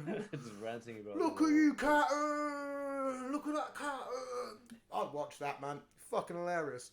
Great. But it's not like the best show in the world, is it? But the thing with Rogan is all the misinformation stuff. It's not been misinformation. He's been tiptoeing that line the whole time. I watch every single fucking show. Every single one. It's one of my few podcasts that I'm consistent with. That and Kill Tony. If you've ever heard that. No. You heard of Tony Hinchcliffe? No. Comedian. He's been on the Joe Rogan show a couple of times. He's got a show called Kill Tony, and it's an open mic kind of deal. Comedians where they basically get 60 seconds to go on stage. They get pulled out of a bucket. They get 60 seconds, and then they get a little interview after. And it can go either way. You can get people that murder, and you can get anybody, like nut jobs, fucking tramps, like, and it's really entertaining just to see the dynamic and how everything interlocks. It's really, really good. If you're a big fan of Rogan's podcast, I'd highly advise to check Kill Tony. It's been a guest on there a few times, but again, the thing with Rogan is all the stuff about, you know, the Wuhan stuff and all that stuff. Well, that's not exactly been fully proven, but there's been so much that comes out and gets buried, and you know, the CDC did have a fucking role in it. Loads of them. It's all come out. Loads of people had a role in it, but at the beginning of it, they were like, "Nah, you're all full of shit. What are you talking about?" 2 years later, they're not even admitting it, but the facts are there. You know. They're almost guilty until proven innocent, to be honest, and they're not putting their case forward. So until you prove it, you're guilty in terms of the world. That's why they call it the pandemic, you know. Yeah, there's a documentary called that as well. I think. Yeah. I think Michael Moore's doing one. Oh, is he? Okay. Yeah, he's a fucking legend, man. Michael Moore. Yeah. Are you a fan of Alex Jones? You know, not really. Ooh, so many no's. So many no's. No one likes him, man. Nobody does. He talks a lot of weird stuff, man. Like, I can't say weird, but he talks a lot of stuff that, you know, about like the frogs going gay and things like that. You know, but that's true. That's a real thing. They polluted the water, and all the frogs were turning into a random species. But the way he puts it was like, yeah, they're putting water. Somebody in the water turning the fucking frogs gay, and like, you know, it's that was my worst impression ever of Alex Jones. First time I've tried it, putting that out there. But yeah, it's a real thing. I tried to order a Save the Frogs T-shirt ages ago. It's like a little fucking frog on there. It's Save the Frogs. It's a real thing. It's happening to humans. Like we're again. This was a guest that was on Rogan's show. Was Dr. Shanna Swan, and she was talking about how the decrease in testosterone levels due to all the shit entering our bodies, such as bioplastics and whatever. And she was, it's pretty much along the same sort of thing. It's happening to a lot of species on the planet where we're just fucking stuff up with stuff just because we've made things and we don't know. We don't know how it's going to go. You know what? You tested plastic on frogs? Did you? I don't know. Tested it on fish and amphibians? I don't think so. I think there's a lot of things that they didn't test. You can't. It takes too much time. Plastic is so fucked, right, that until 2019, they used to ship all the plastic in the world to China, where China turned it into clothing, right? So basically, when you go to the stores, you get polyester and nylon. All of that is made out of plastic. But here's what they don't tell you is that when you put polyester or nylon in your washing machine and it goes over a certain temperature, or when you're sleeping in it, when your body's hot, it causes a release of plastic fumes that literally get absorbed into your fucking pores when you sleep, right? Because your pores open up when you sleep, and that literally does oxidative damage to your DNA. And plastic is inside of our DNA now. We've literally incorporated dead dinosaurs into us. Oh, not just that, but you know what I mean. You can't get rid of it as well. That's the thing. Is when they talk about even the Teflon with the carbonate, that's never coming out of our system ever. And the same with bioplastics. You're never going to get rid of it. Titanium is consistently in us. Titanium's another one. So much fucked. Shit. It's crazy. I think here's the thing. If we go back to when I say, well, maybe there were more people out there and they're just bringing down these silicon life forms. Maybe over 1,000 years, they just turned into a bunch of plastic metal fucks. Because there was just constantly inputting all this crap. It might not happen now to us as a human race. Maybe 1,000 years, slight changes here and there. Maybe we'll turn into these weird grey people with fucking big heads and weird long fingers and shit. I don't know. Who knows? Maybe so we got to adapt. Yeah. What do you think about ghosts and the paranormal?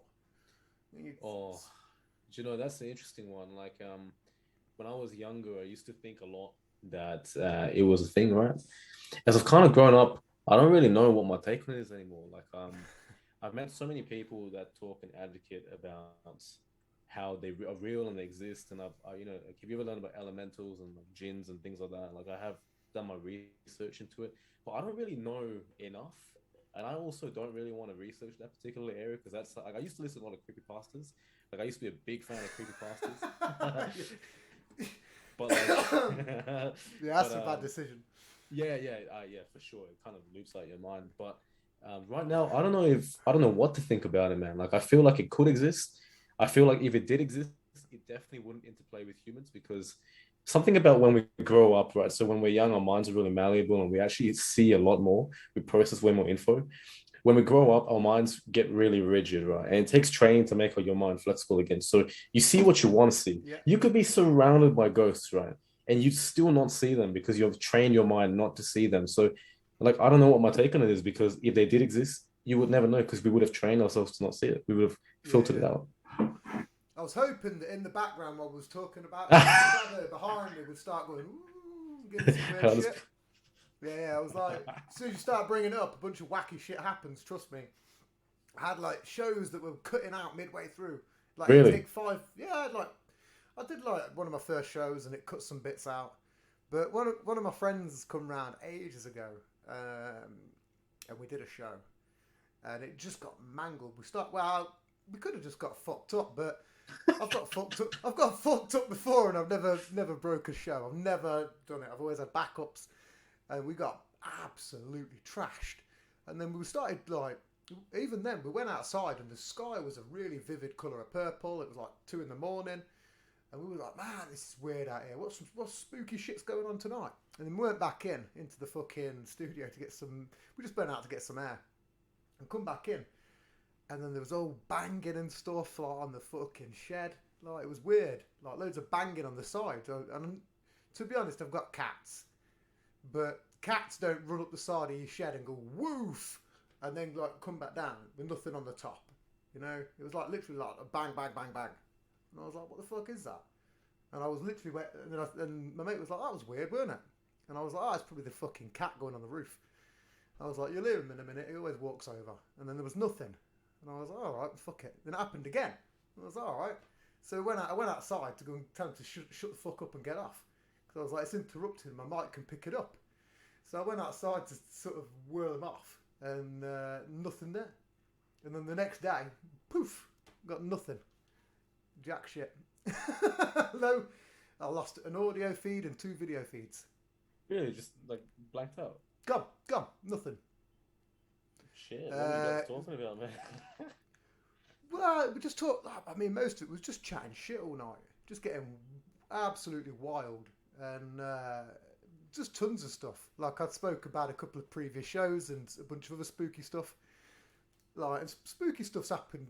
I've spoke about it on my prior show. One night I come downstairs and cause I heard a bunch of banging, and I'd come downstairs and no, sorry, I was out. I think I was outside, and I'd come in because I heard a bunch of banging upstairs. So I'd gone upstairs to see what it was, and then come back down, and then like a jug that was on like the side of my counter like fell off, and I seen this weird black thing, and I was like, oh fuck's that? Where's the cat? And went outside to try and find him because again I was a bit pissed off that there was a jug of cold water on the floor that we'd left up to heat up. Basically, there's a jug of cold water because it was heating up baby's bottle, so we just put it there, innit? And like come downstairs, I was like, fucking hell, cat, knock the fucking jug over and that. And then like I had a fucking smoke, come back in, walked upstairs, and the cat was there, like straight up, man, hadn't moved, nothing. I was like, what was that? Like, there's so many moments. There's tons of stuff. Like during last year as well, I even woke up my partner because I went outside. Yeah, again, having a smoke, bunch of weird lights in the sky, doing fucking patterns like that, like in figures of 8, and then like diametric patterns, like just one light, and it was like behind a bunch of clouds. I come in, grab my camera, trying to film it, and I was like, fucking babe, come out here, have a look at this. Look at this wild shit. Again, lost all the fucking data. Happens all the time. You have anything like that? Happens all the time. No, but I've seen Crazy. it in the sky. I've not filmed it, but I've watched it. I've watched it like when I've been like out in nature. Like I always look up. I don't know what it is, but like for me, I love looking up. And when I used to smoke a lot of bud, right? I used to always drive out to all these random locations, like by myself. Because when you smoke bud, right, like you just love being on your own, doing your own thing, right? Oh yeah. So yeah, you just like drive out and like have your own little journey in your mind. And I'll just like sit there and just like look at the stars. And you're right, man. Like what you're talking about with the lights, I used to see that now and again. You just see like weird shit in the sky, and they wouldn't be moving in like a natural order. Like they're like synchronized. And it's like, okay, am I seeing some government stuff or am I seeing like some aliens? I don't know. Well, this was one singular shadow. It wasn't even like a light. But the only reason I say it was like a light was because it was behind a bunch of clouds. And that's what made it look so weird. Because the clouds were like grey and this was darker.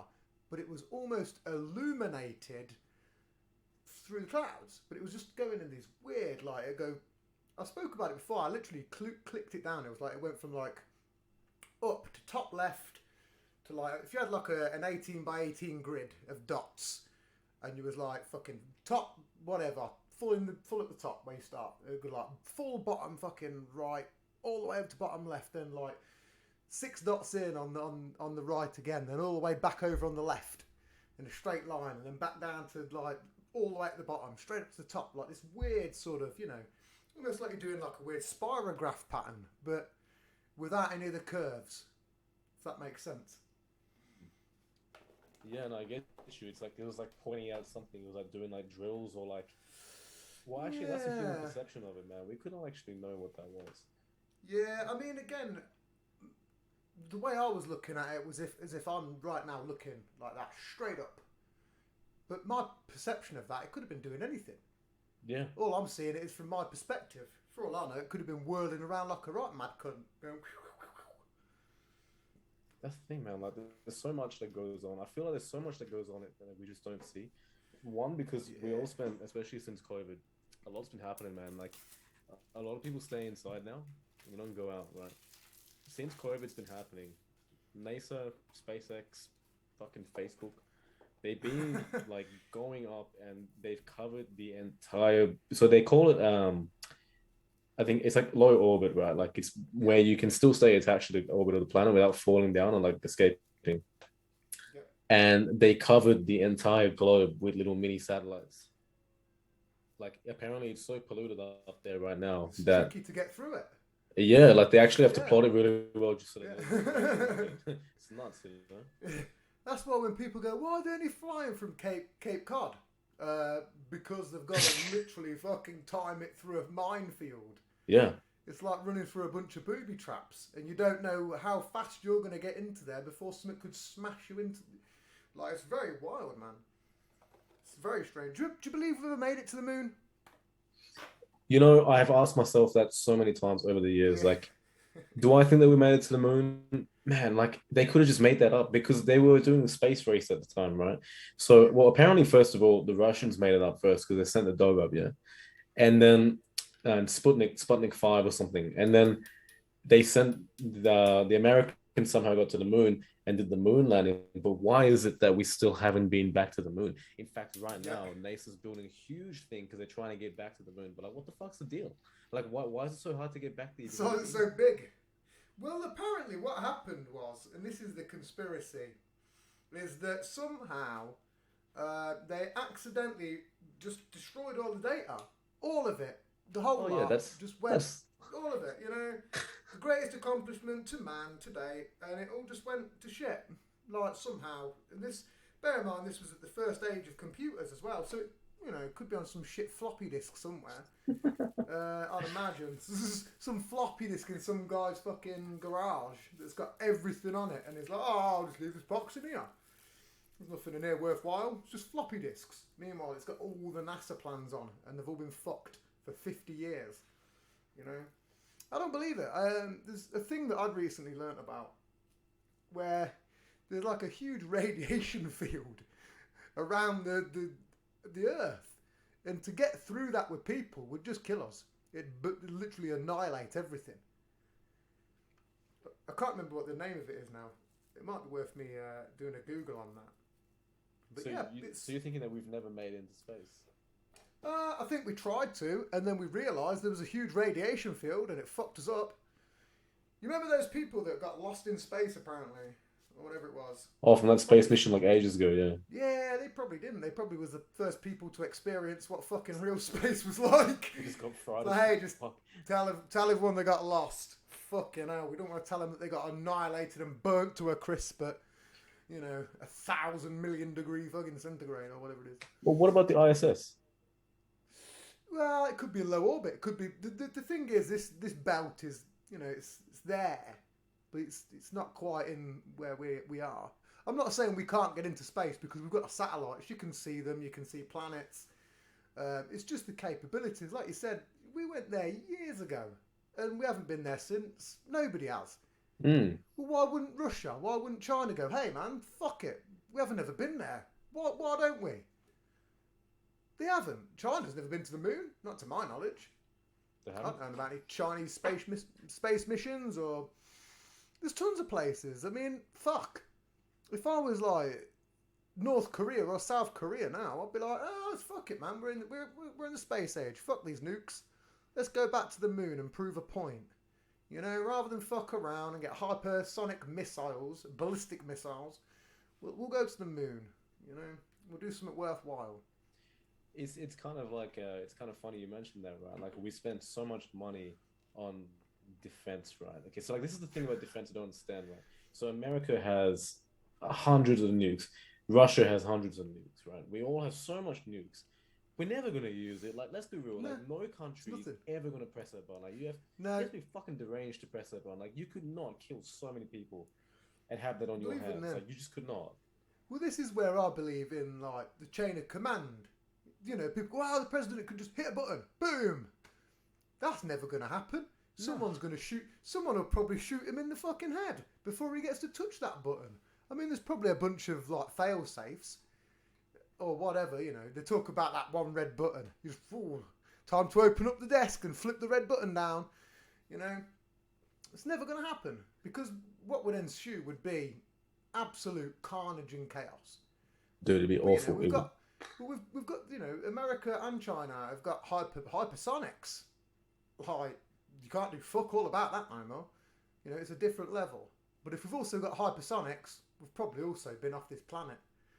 To be honest, there's probably a real mission that we've probably done that we've completely had under absolute wraps. Where we've, you know, I mean, I talk shit about this radiation belt, but you know, there are ships and there are ways around it. You know, America's come up with their recent design, which is triangular shaped, their little fucking triangle ship. And funnily enough, people were seeing that back in the 80s. Yeah, they were, weren't they? You know, Yeah, well, like what, Area 40, 51, yeah. 40 years later, we've got, what, that triangle ship's coming around? Well, I don't know. you know, talk about the Roswell thing, right? So aliens come down, America's like, holy shit, we can steal this technology. That's We can apparently use what they this did. technology. And, you know, humans, like, we would replicate that so quickly, you know? In fact, since that event, everything has changed. Everything. Like, so, like, since World War II, like, everything's changed. Fiber optics, Yeah. Where does this come mobile from? phones, Wi-Fi. What in the fuck is Wi-Fi? Wi-Fi, dude? Think about it, silicone, like, silicon come out of there as well. Silicon, all the extra heavy carbons, all of it. Nanotech. I mean, I didn't even realise this, but we have severe nanotech now. Like, there was a video I watched not long ago where there was a sperm getting delivered by a nanobot to an egg. what? And I was like, holy shit. Yeah, it looked crazy. That's fucking Literally. insane. Yeah, that's the level we're at. I mean, I talk to people about it all the time and they're like, nah, I don't believe in any of that. I'm like, yeah, but it's been going for like 20 years, the program. Why would it not progress? Like, Yeah. Samsung release a new phone every year and the technology is better and better. Every time. What are you going to do in 20 years? See, humans. 2 generations. Humans aren't that smart. Like, we are smart. We are smart. Like, we're smart. But we're not that smart to go from, like, 50 years ago, right? They were driving, like, big-ass diesel cars. They were shit, man. Like, they were good, nice cars. Don't get me wrong. They didn't even think to put seatbelts They didn't even in. have seatbelts. That's how crazy it is. We're going to build this hefty machine with no seatbelts. That's crazy. What And fucking idiot maneuvers that? now look at us. We can literally, like, go into virtual reality. Like, what the hell is that, you know? Like, seriously, we've gone from, like, that 50 years ago to this now. And you're telling me this happened naturally? Like, come on. Like, Nah. please. No way. Fingerprint technology, optical retinal scanners. Like, what the fuck? all the That's out of a shit- sci-fi movie. Yeah, but that's all it is, isn't it? You know, it's so tricky. This is again where I think we've been done over and over again in terms of history. You know, there's a lot of recent things that I've seen have debunked some stuff, especially with the ancient history. Do you know when you see the huge circular holes, like the big drill bore holes, and huge pieces of old stone from Egypt, and they go, how did they do that? Like huge chunks of granite with like 12-inch diameter holes in. And people are like, how did that happen? They must have had some high advanced laser shit. Well, I recently watched a video that completely made me. I was like, wait a minute, this is nuts. They basically got a piece of granite. They got a a stick, put a piece of brass on the end of it, and then basically created a. They got some clay, put a circle around it, put water in it to stop the water coming out, put a whole mess of this specific chemical. It was like a grit sand. And then what they did was just turn this motherfucker for ages. And I mean, just kept turning and turning and turning. And I was like, holy shit, that's going to take them a while. And it took them like 4 days to get, I think it was like 12 millimeters or something into this chunk of granite. And I was like, the fuck? I was like, that was brass and a bit of silt, bit of rocky silt shit and some water. I'm like, that's technology. That's some crazy shit. Like, we can't... And people are like that now. They're like, how did they do it? Oh, it must have been lasers. That was a fucking piece of, Literally, it was a piece of brass, some pieces of rocks, water, and a stick with a balance wheel on. And Had a big, slavery. huge balance. Yeah. Well, yeah, there was a bunch of slavery involved. Yeah. I'm sure of it. I'm sure there wasn't just. It wasn't just one man sitting there going, "Oh, I'm gonna fucking do it," getting hench all the time, getting jacked. That's how they did it, right? That's how they achieved so much back. That's how all these ancient civilizations did it. Every ancient civilization was built on slavery. Oh yeah, 100%. And because like all but no one ever writes about slavery. They just say like, oh, it never existed. But like the Roman Empire, like the Macedonian, they all just Everything. use slaves to build it up. Everything. All the way through the whole of it. It doesn't. It's a very like lengthy topic because it's so predominant to the point people think it's still not going on now. It is. Yes, it Everywhere. is. Everywhere. Seriously, Like everywhere. the sweatshops that were in my actual city that got shut down, and they were what was the company? Boohoo.com. Really? Yep, two sweatshops got shut down. Shut down in my city pre-COVID, mid-COVID. Got raided to fuck, and I was like, holy shit. Is that why Boohoo doesn't operate anymore? I never see their ads. No, I think they're meant to be building a bigger thing now that's meant to be more, ethical. but Like they go, hey, cheap clothing. Ooh, yeah. Why is it so fucking cheap? You know. It's like Uniqlo, you know. Oh yeah. Uniqlo is fucked up, man. Like they got called out for using child slaves. Well, that's the other thing. Really Listen, fucked. let me just go for a quick smoke because Yeah. this is like these are the serious topics. So let me have a quick smoke, another quick piss. We'll do like another, if you can, another 45-ish. Yeah, man, I'm enjoying this. This has been the best podcast I've done. Yeah, no, I mean I've got hours to go, and again my longest has been 5. So again I can talk shit for England, my son. Okay, Yeah, have a piss, get a drink, a sausage roll or something. Let me put my gowns on. Glasses. Yeah, I was doing some work in the meantime. I'll take them off. Yeah, no, it's all good. They suit you, man. I need to get mine fixed. Mine are fucking broke at the moment. But like the terrible thing is, I fuck up names at the minute because I need my eyes sorted, and I fuck up faces. So I'm like, oh, who is that? Name and face blindness. It's a good combo. So I mean, it's been a very good show. Again, we're smashing things out. One question again.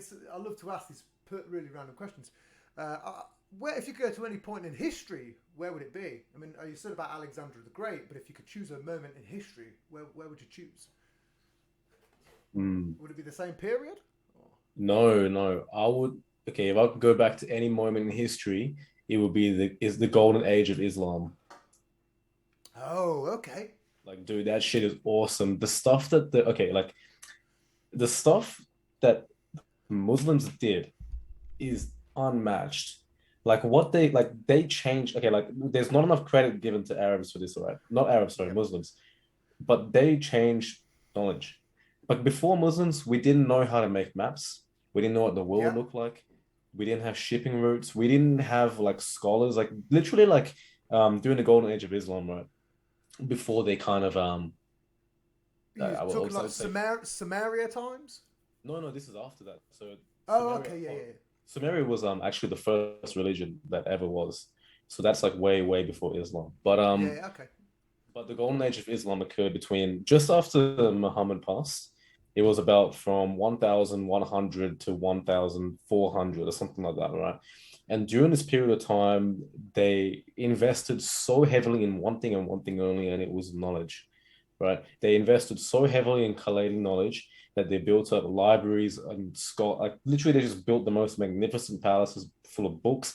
And back then, if you were a scholar, it was like the most esteemed thing, right? Because a role of a scholar wasn't to be like an academic like it is today. A role of a scholar was to learn and produce more knowledge. Academia today is kind of like turning the same wheel over and over and over again, expecting different results, you know? But like scholars, like they go and learn shit, man. And like, so there was this scholar I used to learn about in university because I was obsessed by history, and his name was like Ibn Battuta. And he's this guy. Can you spell that? Sorry? So again, I love looking into stuff. Can you spell that? It's IBN. Yeah. BAT. Yeah. TUTA. And this guy invented the first map of the world, right? It wasn't like English or whatever. It was this Oh, guy. Yeah, yeah. I know the map, but I didn't know who it was. yeah. And he did all I these know trips. exactly what you mean. Yeah. Okay. And back then, like it was a steam to do voyages, so they used to travel like because back then Americas and like Australia wasn't a thing, so they would travel to like in Africa, they traveled to like Europe, they traveled to Asia. Just the whole concept of like exploration is the most exciting thing. Like if I could be one thing ever, I would always want to be an explorer or a conqueror, like just something where I'm always moving. I hate stagnation. Yeah. COVID has been hard. Okay. It's been very hard on my mind, but it's coming to an end, hopefully. So, but that's for I get me. you. What about you, Tim? I'm curious. I mean, again, I'd like to go back to Egypt and see how it was all built. But again, I'd like to go back to fucking ancient Sumer. I'd like to really go back to where a lot of stuff all began, and just to really, just to see how everything played out. You know, because you just don't know. You know, I mean, a lot of it probably would just be all agriculture and trading, but but you know, it's like where did we all come from? We all did come from the same place, essentially.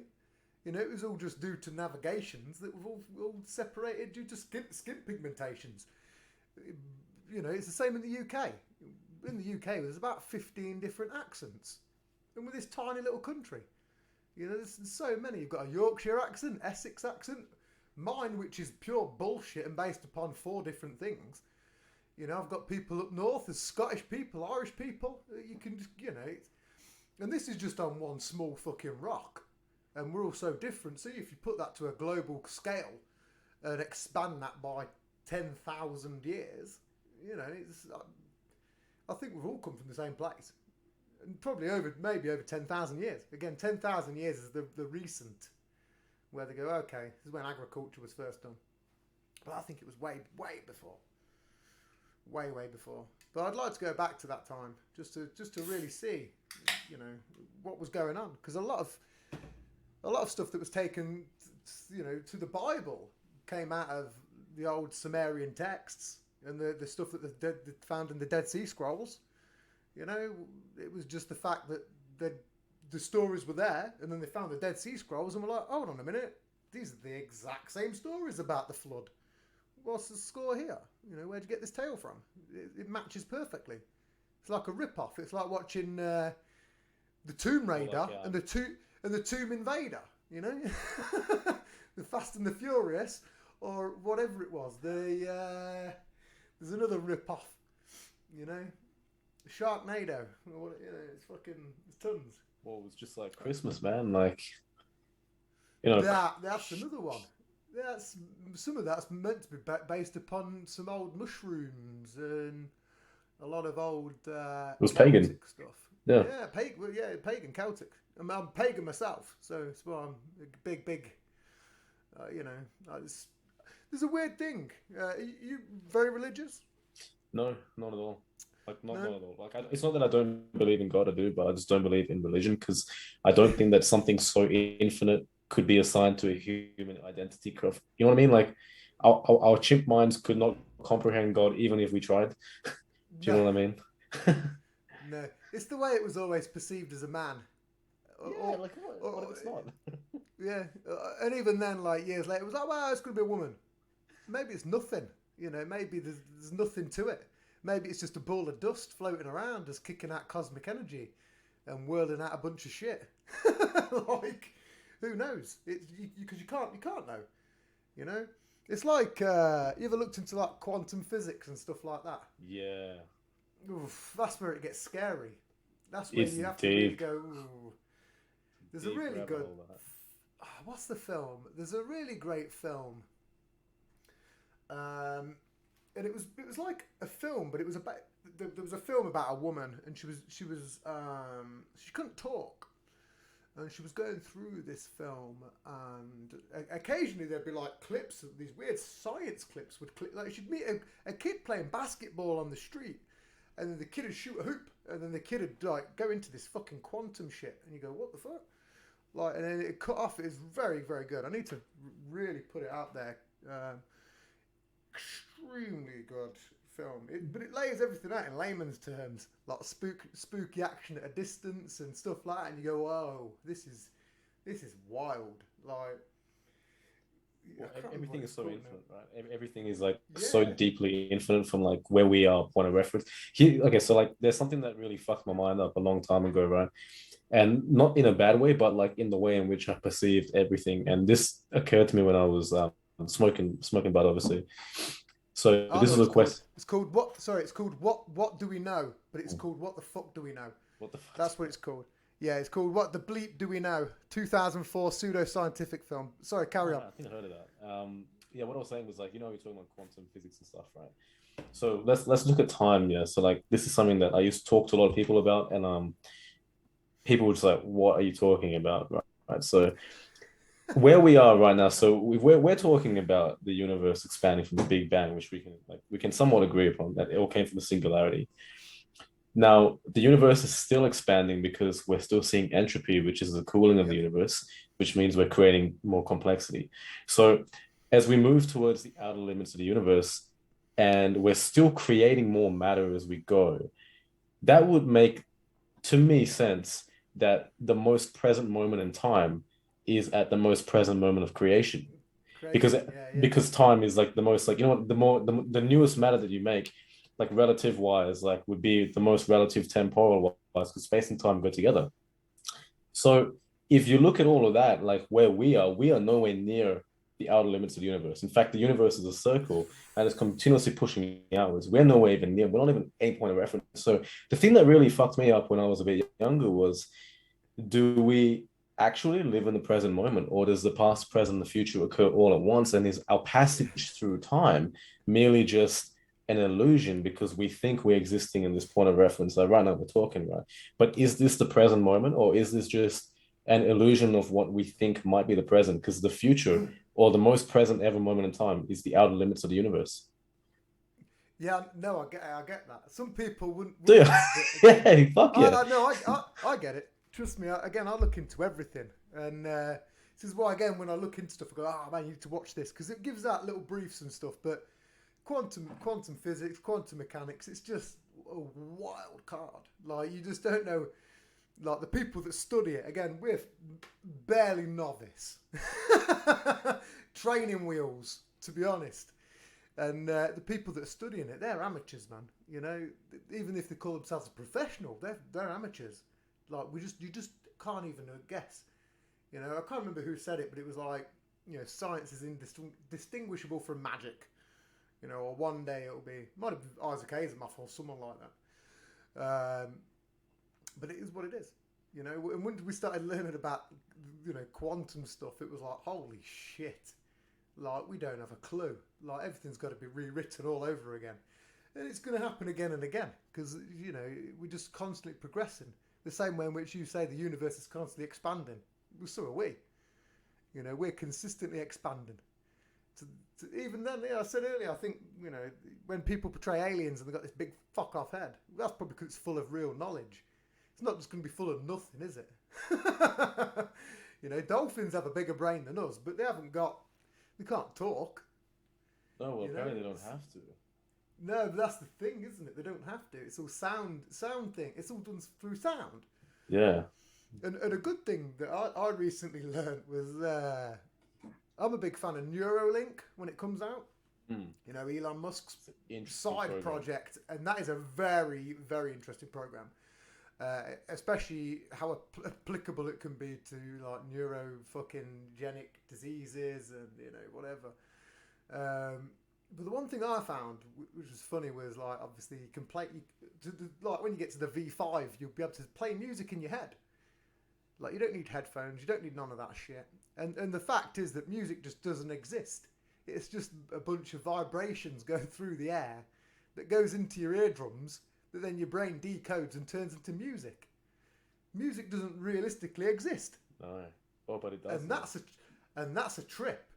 Because when you go, yeah, but I'm listening to it right now, but you go, yeah, but it's just a bunch of vibrations in the air that your eardrum picks up. Like the same way in which we're talking now. There's no fucking sound probably being generated in the real world. Like, it's just weird.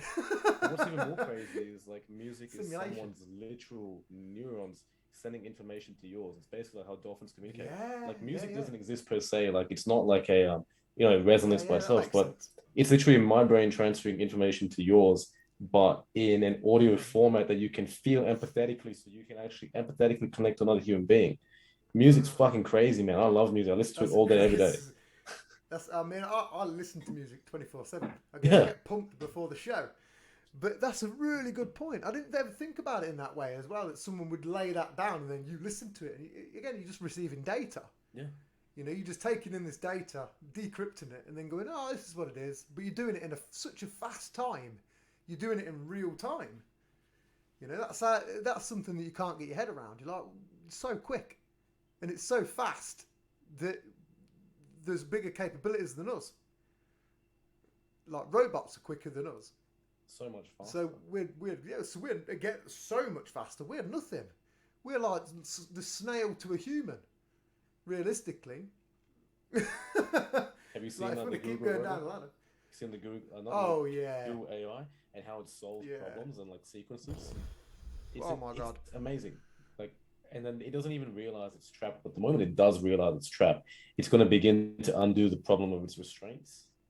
Yep. So here's the thing that's really bothered me for a long time, right? So Facebook, Google, which is like YouTube in a sense, and then like all these companies they collect data via ads, right? So they know everything about our demographics, our personality. Yep. Social media knows more Algorithms. about us than we do about social media.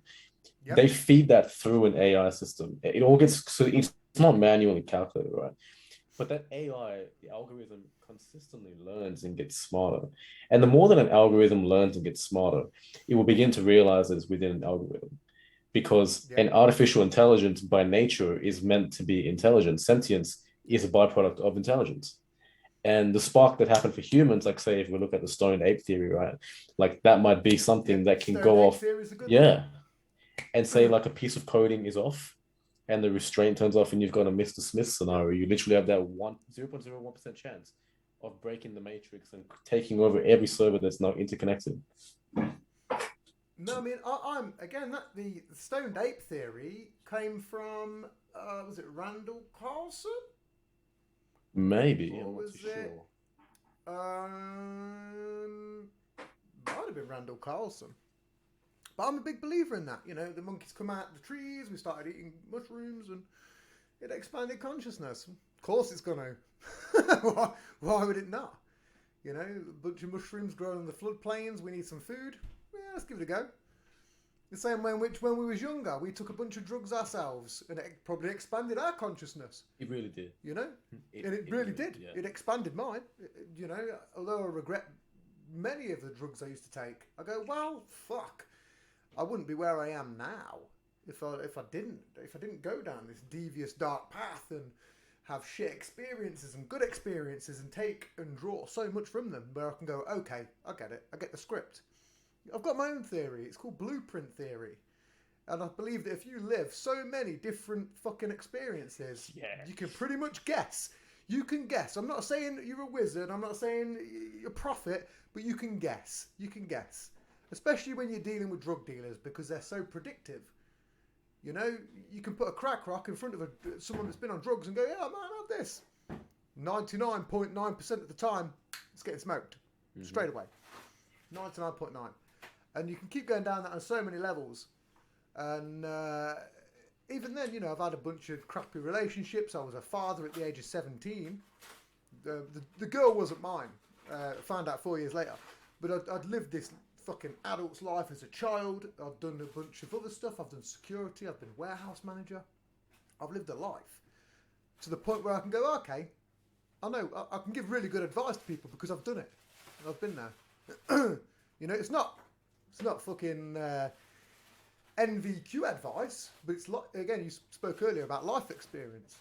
This is what it is, life experience advice. You've seen some shit, man. Yeah. It is, but that's what it is. I'm not saying it's going to work, but excuse me, can you that fucking freezer down? Excuse me, it's very loud.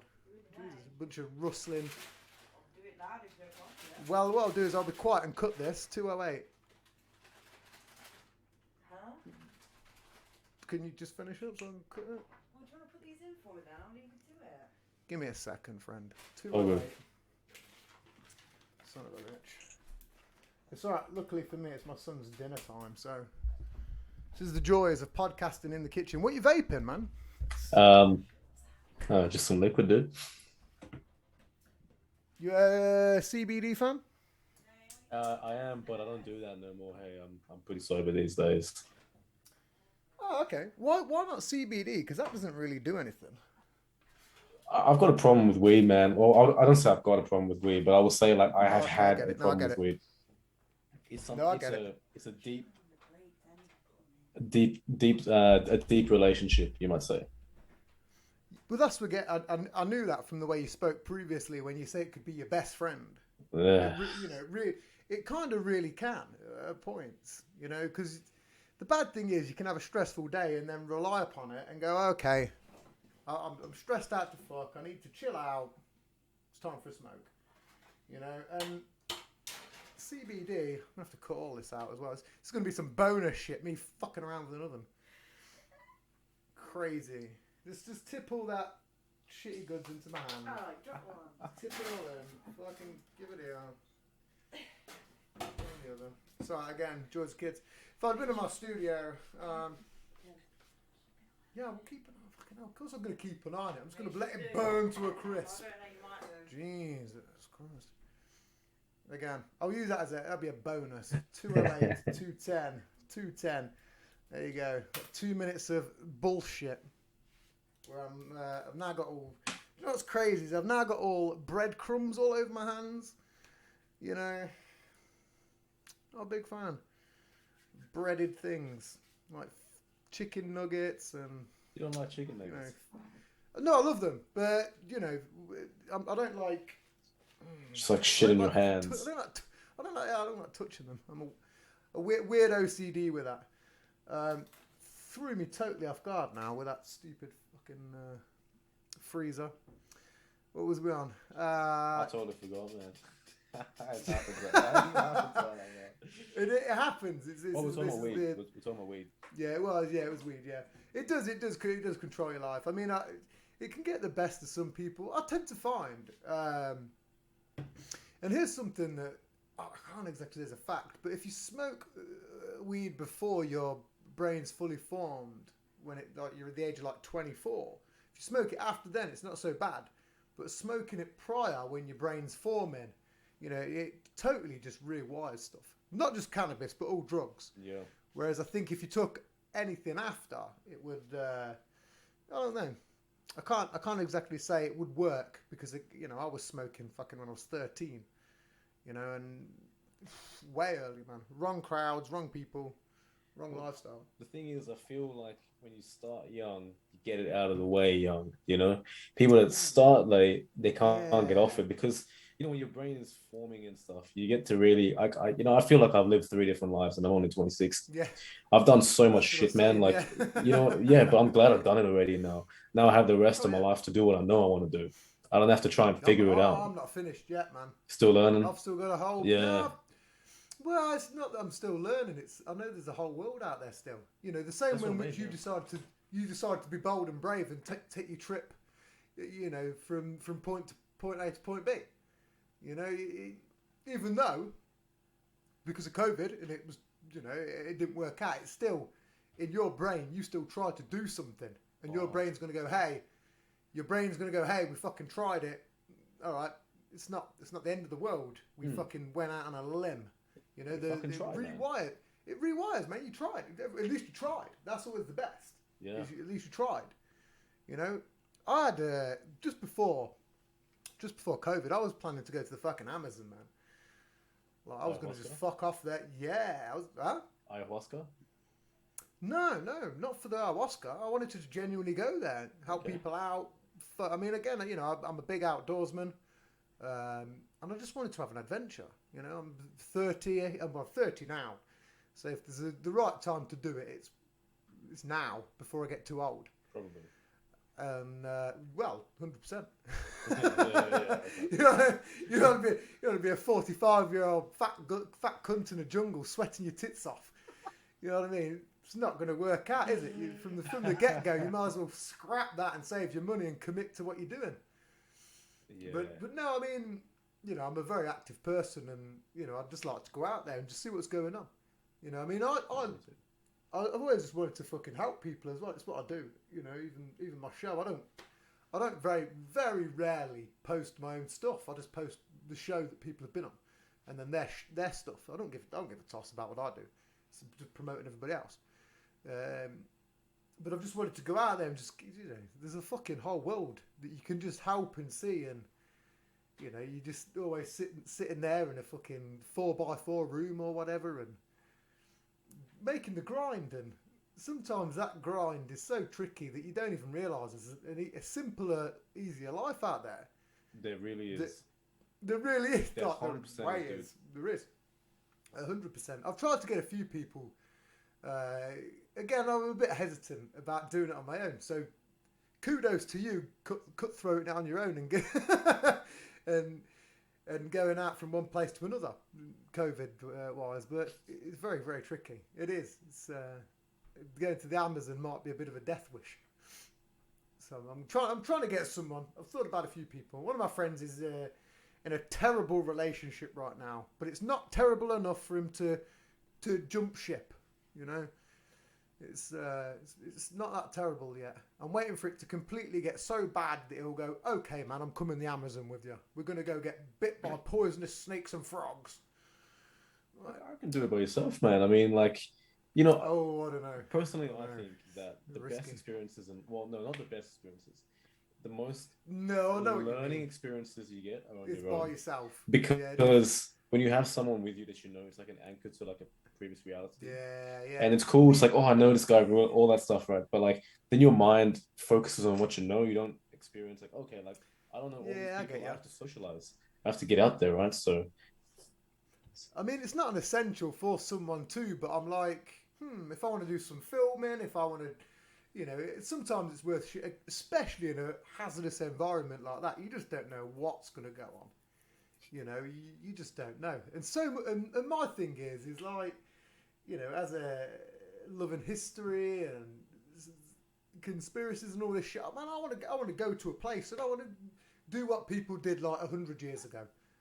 You know, people like Percy Fawcett or whatever his fucking name was that went out there and tried to fucking explore the Amazon and got lost. You ever seen that film, Lost City of Z? no. It's I think his name. It's about a UK major or as a lieutenant or something, and he basically was one of the first people to go back to the Americas after the conquistadors, and he just basically then discovered that they had fucking pottery and real shit, like, and then went back. They basically did a trip. They were doing a cartography trip, and then essentially found like, holy shit, there's fucking, you know, things here. It's not just a bunch of tribes in huts. There's like real stone things, you know. And then he went back to England. They was like, you're full of shit. You know, they're all sat there in their fucking big wigs in court, going, oh, no way. No, we don't believe that. We're the greatest men on earth. And again, he went back, did multiple trips, never came back. And his third trip. And then, you know, way back down the line, years later, turns out he was right. You know, it turns out he was right 100%. That, you know, the way we used to think, again, like, people were savage men. No, we was just ignorant pricks. You know, we were so ignorant, believing we invented the engine. Oh, we're so good. Okay, good. But you didn't do anything really with it apart from pollute the world. The fuck did you do? It's not no fucking pyramid, is it? You know what I mean? It's no Great Wall of China. It's no fucking huge feat of victory. It's nothing. You know, when's the engine ever been a wonder of the world? That's the thing, man. Like humans, you know, we value intelligence above all, right? We used to. Now we value appearance above all, but we used to value intelligence above all. And like, say for example, if you knew some shit or you had status, you had money, you know, you don't give a fuck about the world outside of your little bubble because it's like, okay, I live in this castle and you're just some idiot that's going out to the colonies, right? You're just a bum. But that guy probably just chose. It was like, you know what? Fuck this. I ain't going back. I'm done. Do you know what? I like to believe that in my head because if it was me, and this is the thing, if I went out to the Amazon, I wouldn't come back. I'd take whatever I could. I'd take my podcasting equipment. I'd try and invent some way to make batteries or some sort of solar powered shit. As long as I could do my show, I wouldn't give a fuck. I wouldn't care. I'd help out all day. Like working all shit out. Makes you keep around the food. But yeah, I mean, it's so strange the way we view the world right now. It's like one of the other reasons why I'd like to go out there as well is because a little known fact about the Amazon, it's one of the biggest man-made jungles in the world. It was all man-made. It wasn't just there. Like, it was made and built up through agriculture. Was it? Yeah. Yeah, it's all, Who made all it? of it. Like the Mayans made it. Huh? You mean like the Mayans or the Incans that they made? Yeah, I'm not exactly sure on who the exact tribe were because it's probably.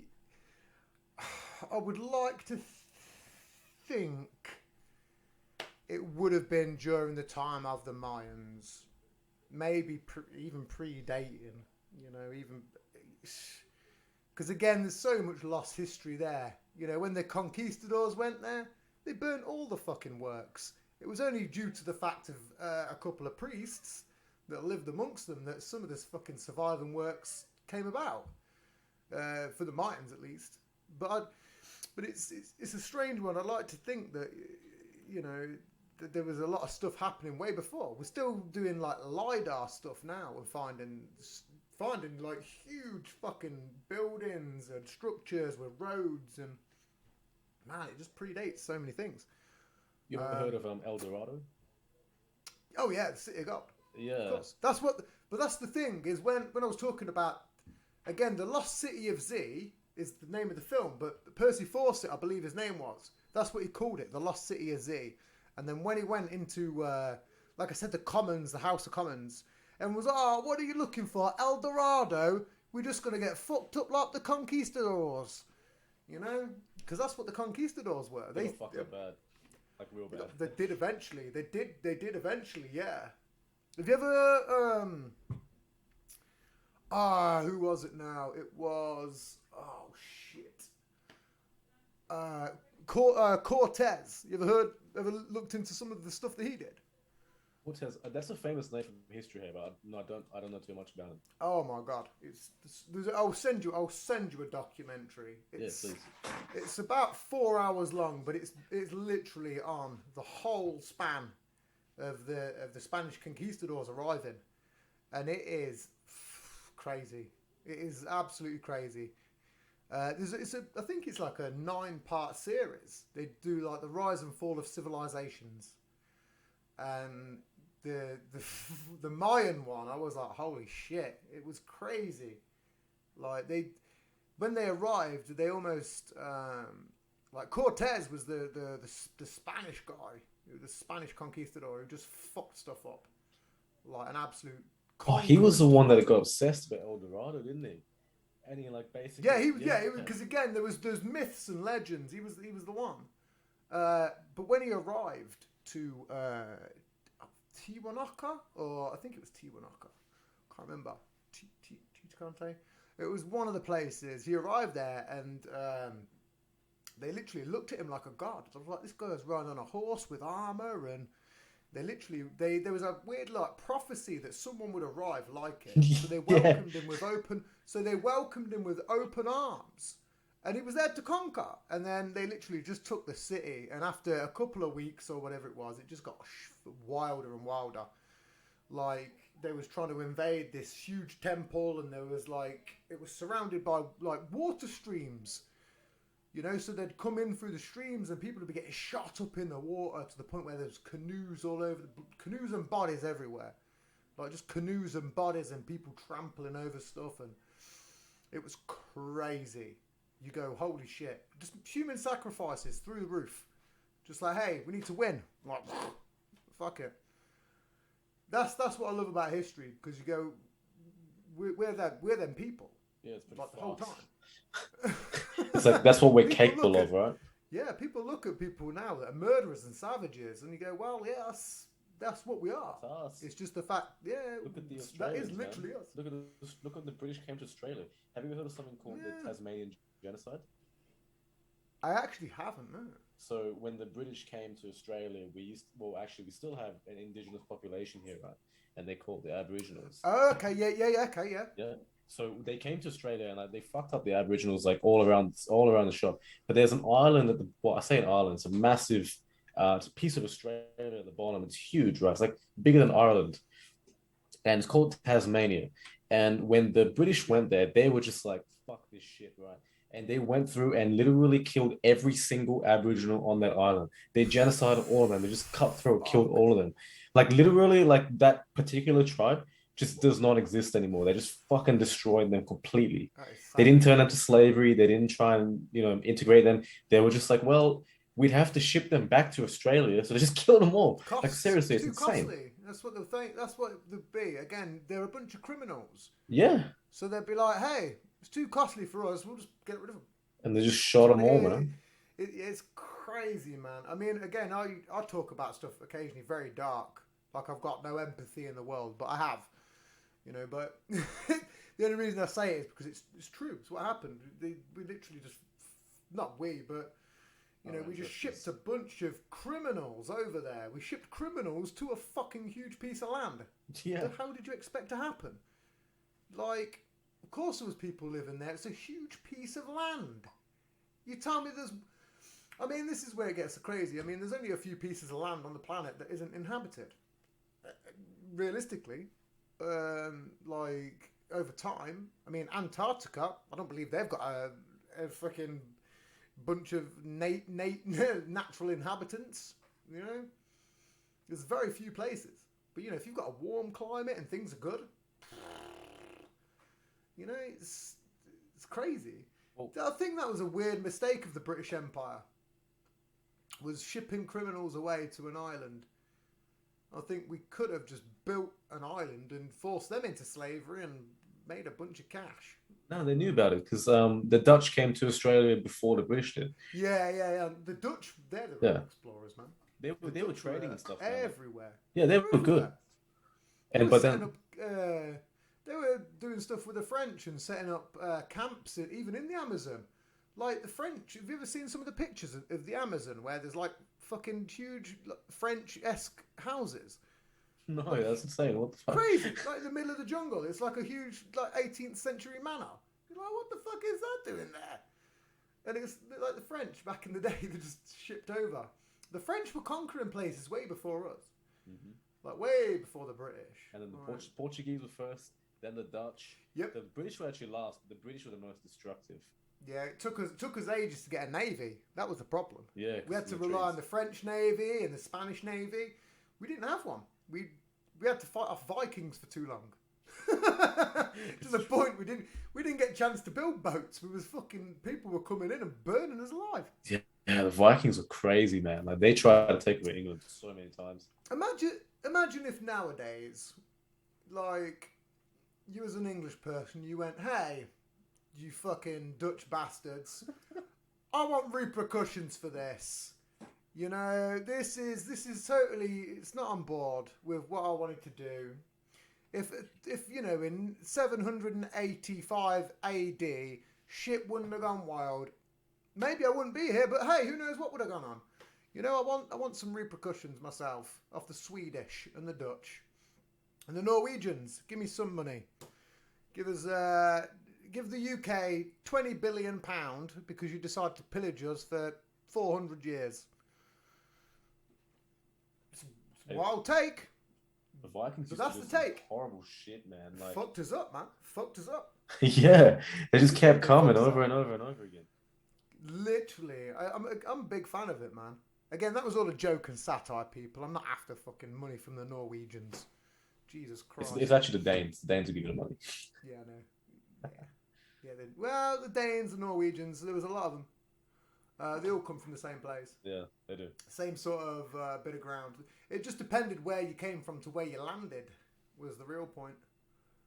If you come further north from like Norway, you'd end up topland. Whereas if you come further down, you'd end up, sort of Midland, like Leicester way. It's a weird history, but it's one of them. Do you like looking at legends like that? What do you mean, like the Vikings? Yeah. Yeah. You ever watched Vikings? I watched actually, yeah, I used to be really into that series. Hey, I watched like 3 seasons, I think. I stopped watching after one of the main characters cooked it. And it wasn't who you think it might be. It was this. I stopped it the season after Bjorn grew up. Okay, that's the perfect time to. Yeah, because I was like, man, this is starting to get a bit slow now. Like it was getting really good. And when they flayed the Yeah. guy and cut him open, I was like, okay, I Well, can't it see it originally getting any better than this. Yeah, it originally started as a history, like one of the first episodes on the beach where they storm the beach, where they come off the beach at Linda's farm after they storm Linda's farm, the very first series, and they come off the beach and have that little war attack, that little fucking skirmish. Mhm. That was originally a documentary piece, but it was so good that they then turned it into a series. I think that's how it went down. I might be a little bit wrong, but that's what I got told. But during the first couple of seasons, they'd put dates to things, and then later on, they'd stop with the dates. And to me, when they stop the dates, you go, "Well, this isn't history now." When they sacked, oh fuck, what was it now? They sacked. Shit.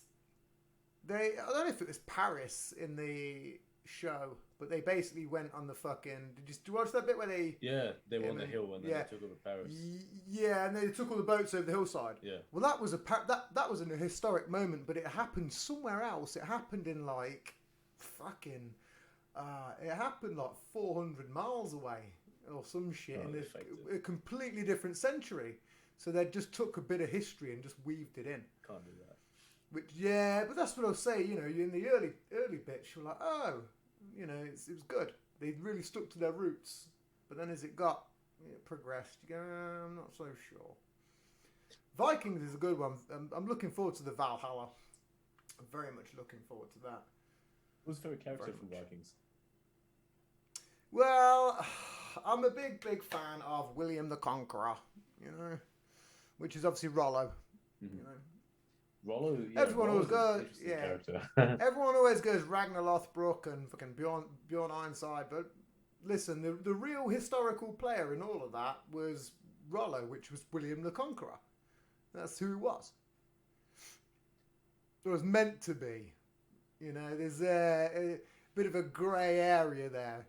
I mean, he was a real guy, but whether he was the brother of the legendary Ragnar Lothbrok. Well, Ragnar never existed, apparently. He was just like a combination of many different... A combination of different people, yeah. Same as like Odysseus. There's a bunch of people. Yeah. It's very strange. Listen, I need to go for another piss. I'm going to have to cut out about 20 minutes from this one. It's crazy. Well, give me 2 seconds. Yeah, go for it, man. She threw me off guard with all that fucking ovenry and shit.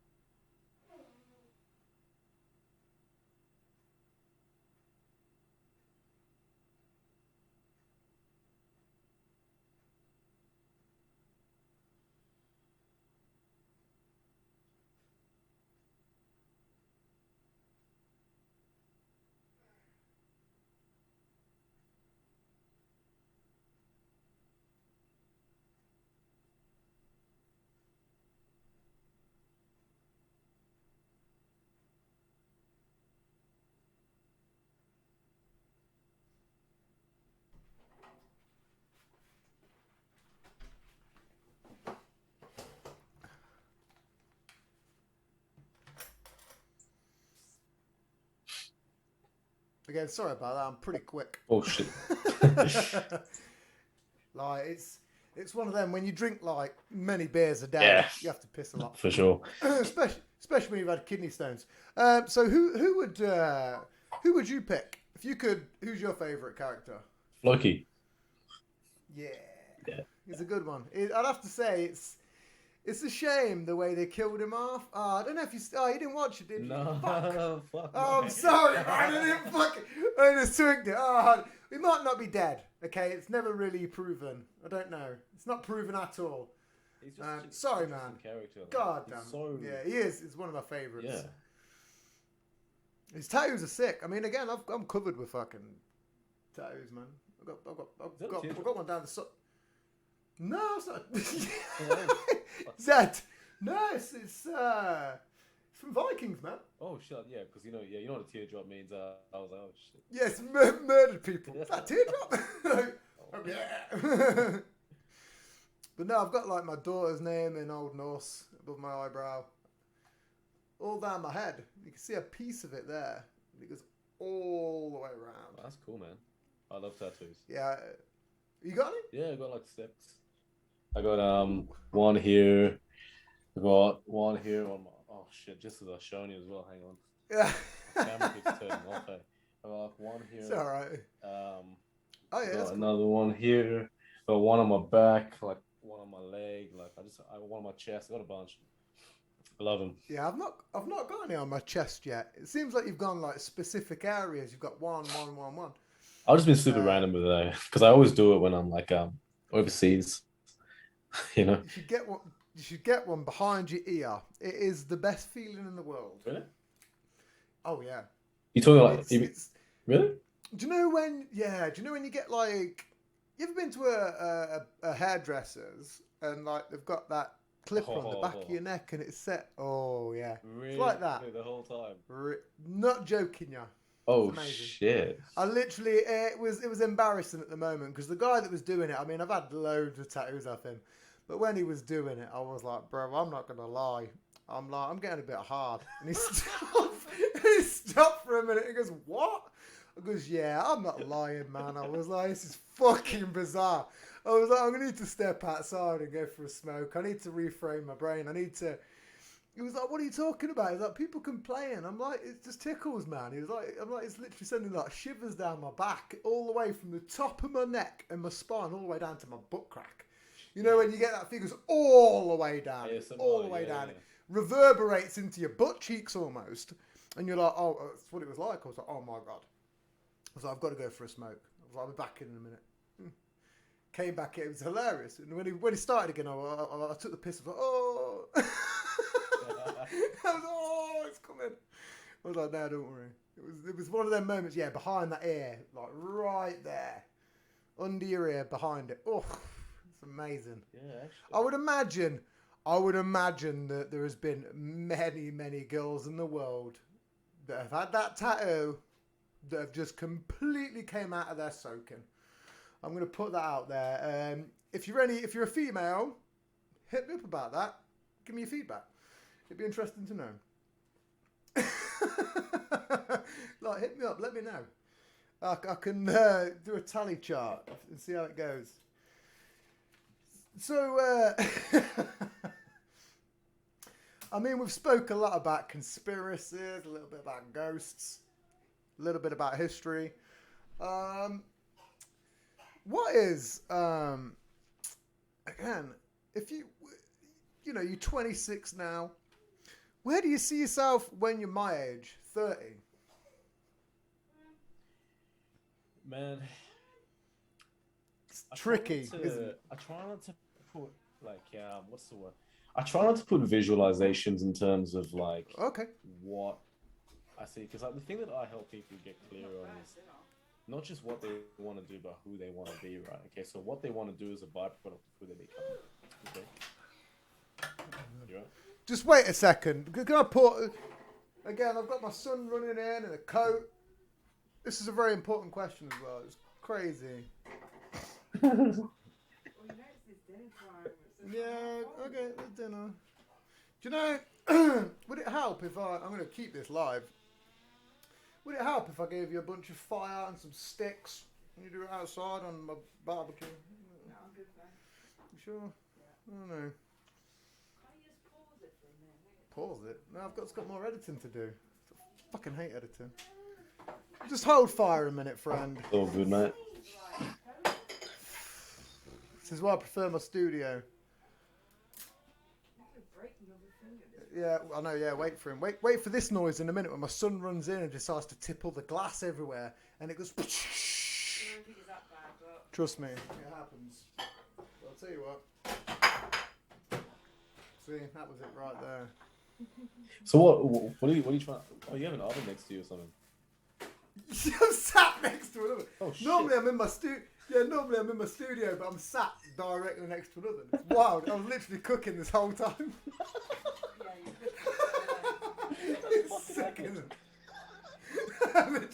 I'm not joking. I literally the oven door is in my elbow. Actually have an oven. It's why I've started sweating so much. You just said so fucking oven. Kicking off the oven. Oh, You know what that's was epic, great? man. Listen, this is what I love about the Post-Human podcast is I don't give a shit. I was gonna do it from my bathroom earlier, but it's painted pink, and then I have this huge echoey pink background behind me. I was like, no, I'm not gonna do that. So I thought I'd sit next to the oven. That's awesome. That's awesome, man. Just serving. This is the show. What's for lunch This is today? why it's so good. This isn't mine. It's my son's. It's just a bunch of basically children's junk food. Oh, yeah. Chips There's and some nuggets fish and that. fingers, fish fingers, smiley faces, chicken nuggets. Wait, So why he is that stuff? It's all he eats. He eats pasta, a little bit of spaghetti bolognese every once in a blue moon. I won't edit this out, people, because it's extremely fucking funny. It's just natural, mate. Like it's just like real life. Yeah, I'm a big fan of it. Everyone's got a better dance. I'm a big fan of it. It's just, I don't like huge amounts of background noise. Like right now, I've got a fucking microwave going off, and I don't know if my mic's picking up, but when it goes, Can you hear it? I can hear it, yeah. bing, just heard the I'm mic. like, holy shit, this is terrible for an audience. And all this rustling, like, you go, what the fuck, man? Get on out of here. Hey, man. But no, it's real life challenges, eh? Like it is. It's the reason that I literally built a studio because I was like, this is tricky, man. I can't deal with all this noise. But it is what it is. It's this is another reason why I like to present people as three-dimensional because I almost do it myself. Like anything could just happen. Like the other week, a cat jumped up, put his butthole right in my camera. I'm like, wow, great. Like, can't even see me. Like, I ain't even important right now. You've just got a bunch of cat testicles and a butthole right at the camera. He don't give a shit. He didn't care. But I'm like, hey, this is my content, you know? reminds me a lot of I love Corrupt FM. You know Corrupt FM? I've not heard of that, no. It's What like is that? It's UK, man. Like it's like you know the TV show People Just Do Nothing. Okay, yeah. Yeah, it reminds me a lot of like when they start doing their music, they start like in an apartment and they got this guy called Shabari G. You know what I'm talking about? They would have been everywhere back in the UK, man. Yeah. Yeah, like Corrupt FM, man. And Yeah. they do like music and, Yeah. and then they put like Correct. they put like fucking egg cartons everywhere just to like dampen the Yeah, noise. no. Yeah. I know what it is. I know what it is now. Oh, that's one of them that completely forgot my brain. I know what that is. Yeah, corrupt. You know, you've seen the logo and that. I'm sure I do. I mean, again, I take so much shit in, but I'm pretty sure. Like my brain, my synapses in my brain are like trying to fire shit at me, and I'm like, do it, and I think I do. It's when you did the accent, I was like, oh yeah, no. Yeah, That's when my brain lit up. They're just a bunch of It is, DJs, man. They're all Indian DJs, though, aren't they? No, one of them is Indian, like Chabadi G. You know Chabadi G, like There's Pakistani. Well, no, I don't mean they're all Indian, but I don't think there's any white DJs. There's a couple of black guys, an No, they're Indian all guy. They're all white. Really? They're all white. Oh, I apart might be from thinking one. of something else. Yeah, they're all white. Oh, okay, I might be thinking of something else. There's something I'm thinking of, and there's not a single white guy in it, but it's amazing. There's fuck, what's his name now? Shit. Again, this is where I'm terrible with names. This is where occasionally I have to pull my phone out, but I don't like doing it. I don't like pulling my phone out. I like to consistently keep on memory because otherwise I'm going to use that phone all the time. It doesn't matter. It's irregardless. But I think I know what you mean. I think I know. At least I think I do. So, holy shit, what was that? A weird bird at the window. Oh my god. Again, this is the last 15 minutes, folks, have been carnage. I've had to serve food. I've had birds at the window. We have to bear with me, people. I'm not going to edit it though. I don't give a fucking shit. It'd be worse off if I was in my studio, which is a word I've just come up with. Shed studio. What do you think? Studio? Do you think that could work? A studio.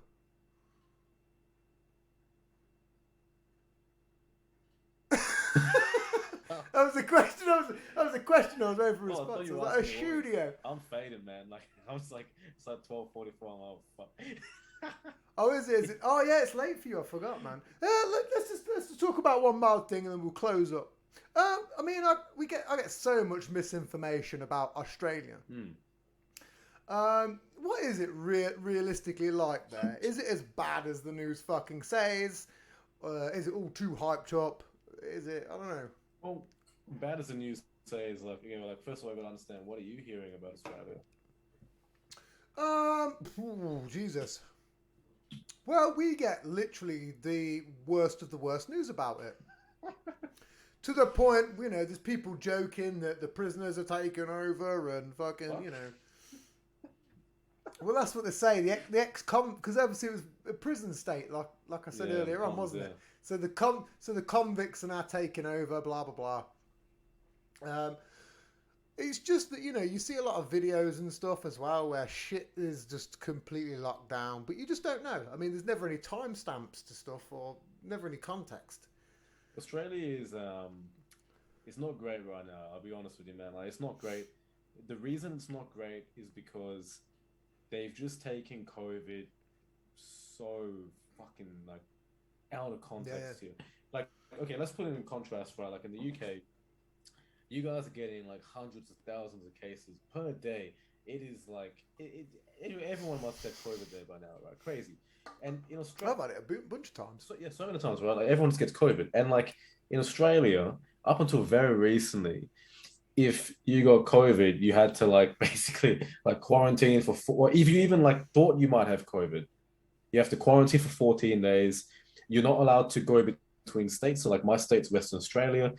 Until literally up until now, our borders have been closed to the world. People have not been able to come in. No. It's fucked. Like we still can't leave either. They're like that anyway for like just shitty vegetation and plants. Oh, this is, I mean, it's been known for that for 20 years. So I'd imagine when some highly active, volatile disease comes along, I would imagine that they'd be locked down to shit. But obviously, it's just the way it's portrayed in the media. It's so.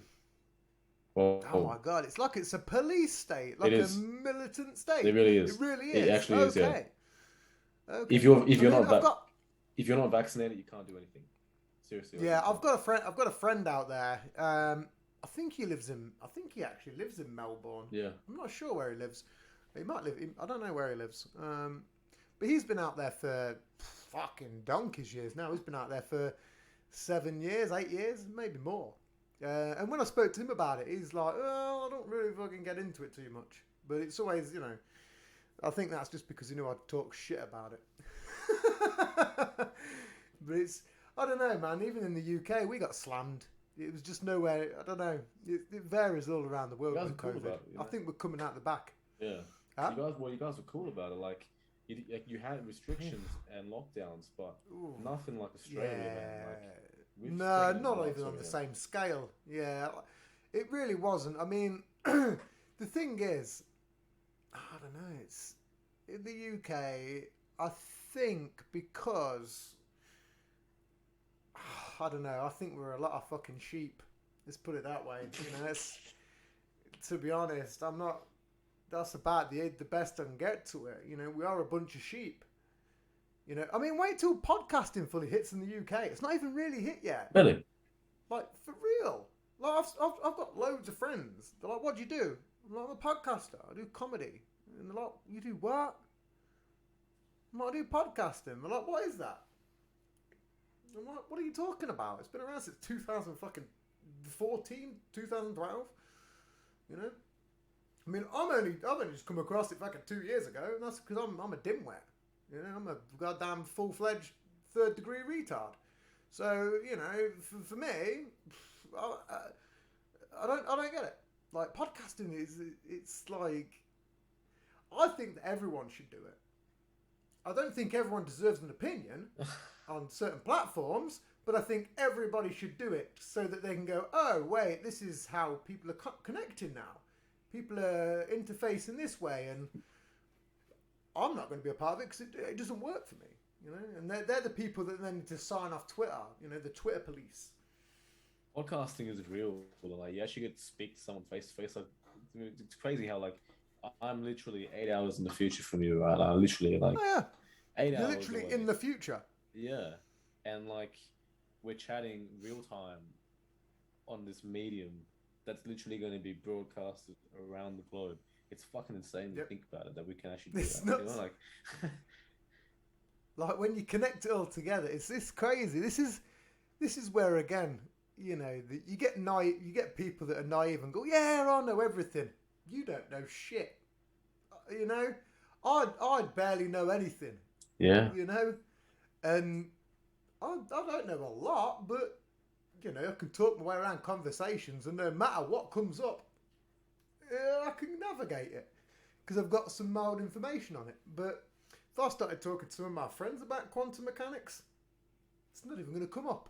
I wouldn't even bring it up. You know, it's strange. yeah. I've just learned to keep my mouth shut. I know more than I let on because Yeah. a lot of people don't. Well, I can't I mean- understand it. I mean, you're not a fan of Marvel, so I will bring this up. I can happily bring this up now because it will mean no difference to you. I brought it up a previous show, but I will bring it up again just for fun. I like to make analogies. I like to make them all the time. I don't know why. It's just a bad OCD trait where I go, hey, this is like this. Sometimes it's very off.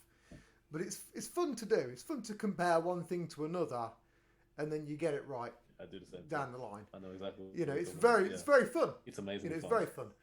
And one of the things that I compare when I kickstart my show to is when I kickstart my show. To me, I don't know if you'll get the reference. It was in the trailer of Marvel's Avengers Endgame, and you said you didn't like the Avengers. And I've seen so it, I though. wouldn't know if you'd seen the I've Endgame. seen it. Do you know when Thor opens up the neutron star and it's very you know, and all this fucking he goes to Nivandir, and then he meets the big dwarf, which was played by Peter Dinklage. Yes. Yeah. Makes yeah. the axe. Yeah, I do remember that. Yeah. And then he has to open the neutron star. Thor has to physically open it up, and there's fucking light shining through him. It's literally, if you was to put it in terms of how hard and difficult things are, it's very tricky. You're trying to literally open up a star Yeah. to try and create a super weapon which will kill the greatest villain in the world, or the universe, or the multiverse, however you want to put it. That's a very tricky accomplishment. Some people, like myself, especially when overcoming millions of obstacles, I'm like, it feels a bit like that. So I'd had a show not long ago, which unfortunately was my first show of the year, and it failed. So I'd like your opinion and take on this. So I got 3 hours 40 into a show. I made a reference to a trailer, and I was like, man, at the minute, the way it feels like trying to kickstart my show is the way Thor was trying to open that neutron star, and it was so fucking powerful, you know, he was holding it open, and all this fucking direct, I mean, pure power was shining through, and it was tricky, you know, and the power that I'm talking about is everything that's holding you back, your doubts, your fears, Oh. anything and everything, and you're trying to open it up to just try and get your shit going, just trying to get it going. And I made that reference on a previous show that's now deleted, lost to the ether, due to the person I did it with deleted it. I basically said that. I was like, man, this is a big struggle. And he was like, oh, what a spoiler alert. I was like, what? I was like, bro, it's in the trailer. I was like, it's in the trailer. What are you talking about? It's like 5 years old. It's in the trailer. It's literally in the trailer. It was a great event. The point I'm trying to make, irregardless of all this speech, was sometimes people play their cards and don't know what the outcome could be. Now, my previous friend, decided to play a card in which he decided to quit my show for the third time. It's happened 3 times. It screwed me over. 3 times. To the point, and then it was my first show of the year. We got 3 hours 40. A lot of conversation. You can scrap off the last 1 minute. There's everything there. And this motherfucker threw away a friendship for that. He was like, "Oh, bro, I've never seen it. Blah, blah, blah, blah, blah, blah, blah." And I was like, "What? Are you for real?" And then I'm going to do this every single show. Because until he fucking calls me and literally answers the phone like a man, I'm going to call him out every show. I apologise. I'm going to do this every show. As a running joke, what's your opinion on that? And again, he hadn't seen the show. The clip is in the trailer. They also have a Lego set about it. It's kind of crazy. There's literally a Lego set. But basically, he lost his fucking rag and was like, "Oh, I've never seen it." Blah, blah, blah, blah, blah, blah, blah, blah. And that was it. The friendship died. He'd lost all hopes and dreams. Are you joking? Or... And cast it. No, I'm not joking. This is a genuine question. Are you serious? Like someone actually just... What? Yeah, ended a 10-year friendship over a spoiler alert. Got any thoughts upon that? You're a life coach. I'd like your opinion. Okay. We'll round. I mean, we could round the show up on this as a slander to the guy. I don't know. It's fun for me. Probably not for him. Who knows?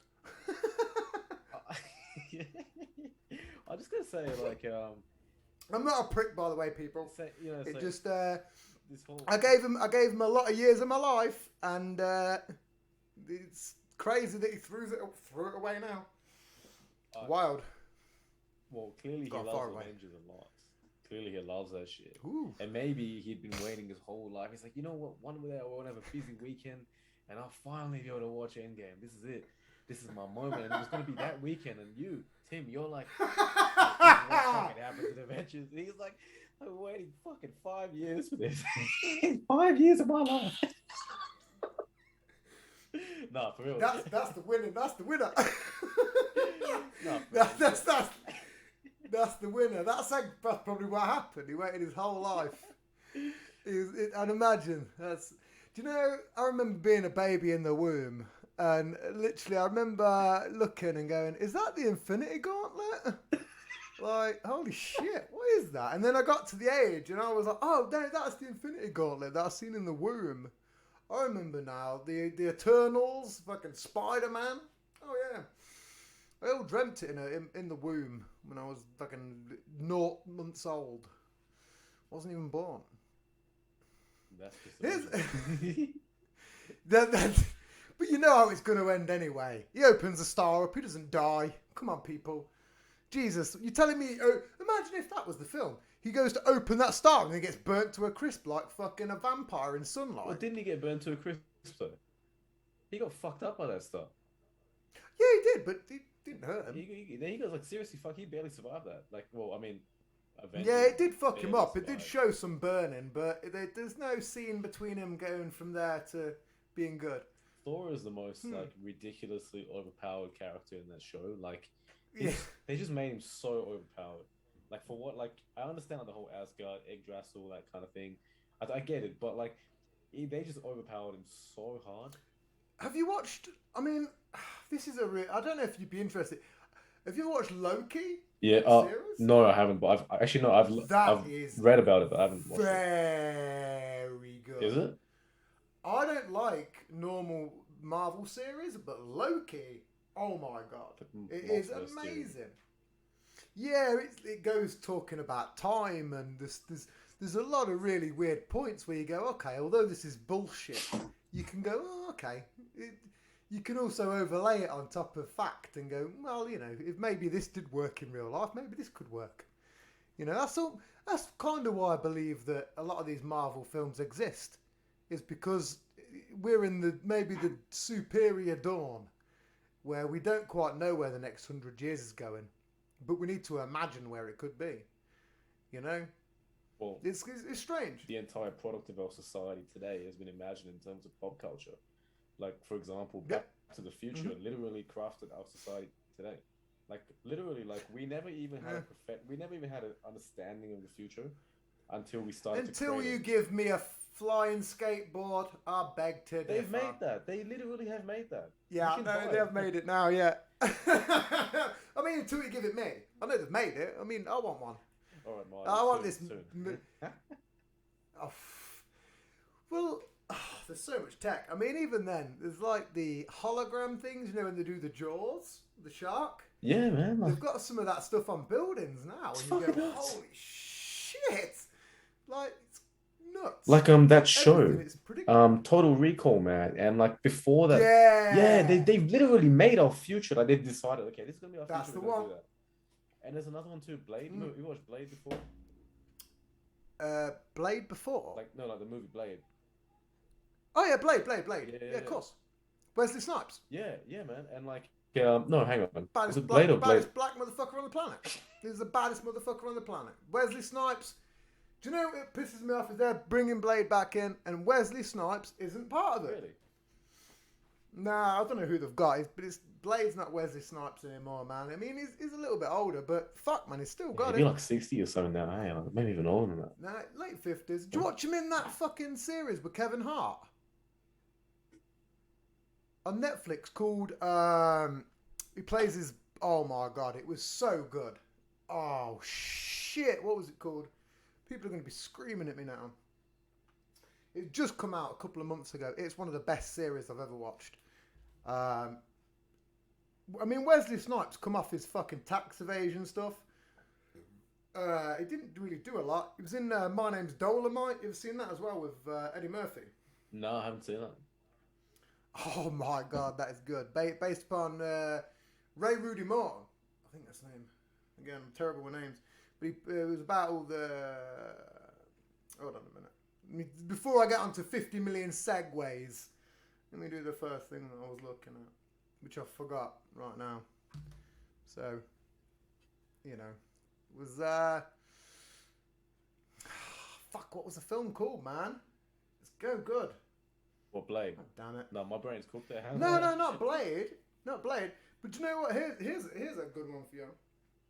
On Blade. Yeah. Oh, no, not the new actor. The film. That's what it was. Wesley Snipes. The fucking film with Kevin Hart. That's what I got confused with. It's because I was thinking of another film that I was going to mention. True Story, it's called. True Story. Highly recommend it. Some of Wesley Snipes' best acting. But here's another fun fact. If you was to vote the best black vampire on the planet, who would you think it'd be? There's very few. Very few. This is going to get your brain thinking.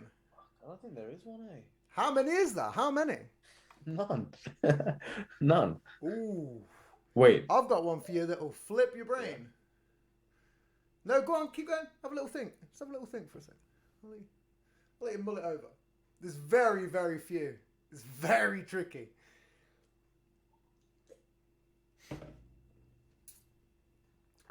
It's a good segue for me to bring this one up because it's a bad film. No, go on. What if I told you Eddie Murphy? Really? Yeah. The fuck? Eddie Murphy. Legit, man. Played a vampire way back when. I think the film was 94, 93. Vampire in Brooklyn. I wonder why they don't have black vampires. That's interesting. Do you know the only reason that I say I personally think it's one of the best vampire films out there. Eddie Murphy's role is sick. You wouldn't imagine him as a vampire.